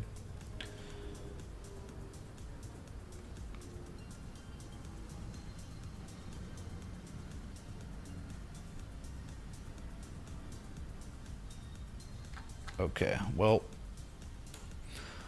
I guess we hit the 3-hour mark, chat, so, and it's not really that active, so there's not much to really bounce off of, y'all. So I guess it's like kind of time to conclude the stream. But hey, man, Nvidia beat earnings. It's up right now, 4.5%. Everything's good, man. It saved the market. The highest low in this chart's history has been confirmed locally, as you can see right here. And now they're just gapping it up off of that, and it looks like a rising Nvidia Baba Booey lifts all other Baba Booeys. Sweet. Chase, you could DCA whatever you had to allocate into Momo. You could take a very, like, 5% of that 100% you could have allocated, you could throw it in now. Oh my god, it broke support. You just DCA in. Just keep DCAing into Momo as it continues to slide down to maybe that 886 or whatever. And then when it gets down there, you just keep DCAing. And so you just dip your toes in the water, man. You don't have to like put in your entire allocation.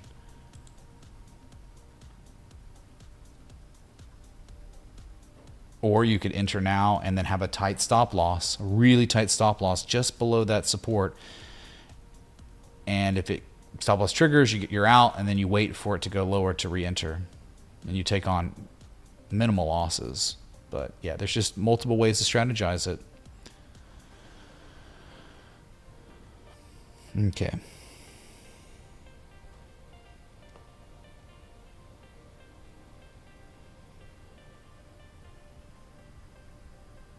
AVBP, yeah, dude, for real. AVBP is king in terms of structure and setup and all that. You know what it looks like? It looks like XOS. Looks almost identical. Yeah, it's down today. They could take it down to $18, $17.50 again, but whatever. Eventually, if it resolves how they typically do, you eventually see way higher. So yeah, got to break the 200 at some point, man. Hopefully you get a news-driven catalyst. I don't know, health technology. The volume sucks on this, though, man. You're getting 326,000 volume, 30-day average. That's not enough. But again, in terms of education, it's brilliant. Great education. This is everything you want outside of the volume. So, Momo's dating groups. Oh, dating apps. Oh, my God. I didn't know that. I don't know how that's going to go, man. Fundamentals might be terrible there. But anyway, again, it's all about just the setup, right? It's like, oh, no different. I'm just looking at charts. Oh, my God, exact sciences. Wow, it's the same picture. And it played out. It went nuts. It's like, what a dream, man. Multi-year highs, over 2-year highs today on EXOS, exact sciences, and it was godlike on the weekly. I mean, it was like, put it in an effing textbook, man. Right now, put it in a textbook. A dream.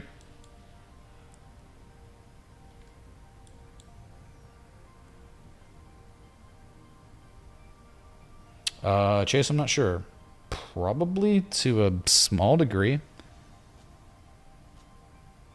I don't know if IQ's in the A50.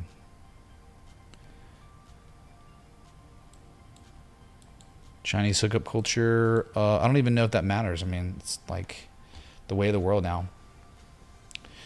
Yeah, Ethereum ticker. I never set it up on my mobile. This is my mobile setup in here. It's always going to be in my other one, but I'm going to have to get a rebuild going on that one. That motherboard is cooked, and I'm having mini seizures. I have corrupted Windows, I think, in there. It's great for just when I open that OBS, the computer just starts having real bad problems. Like the OBS is like the application I use to stream, to encode this stream. Like I have it open right now, but in there on the supercomputer,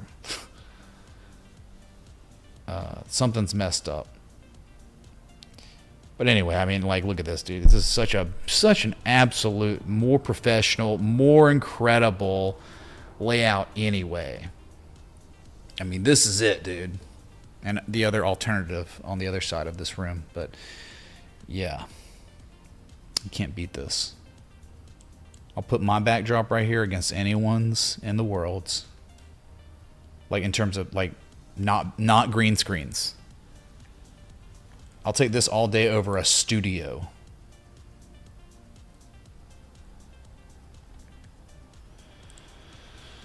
That's right, Robbie. It does. It certainly does.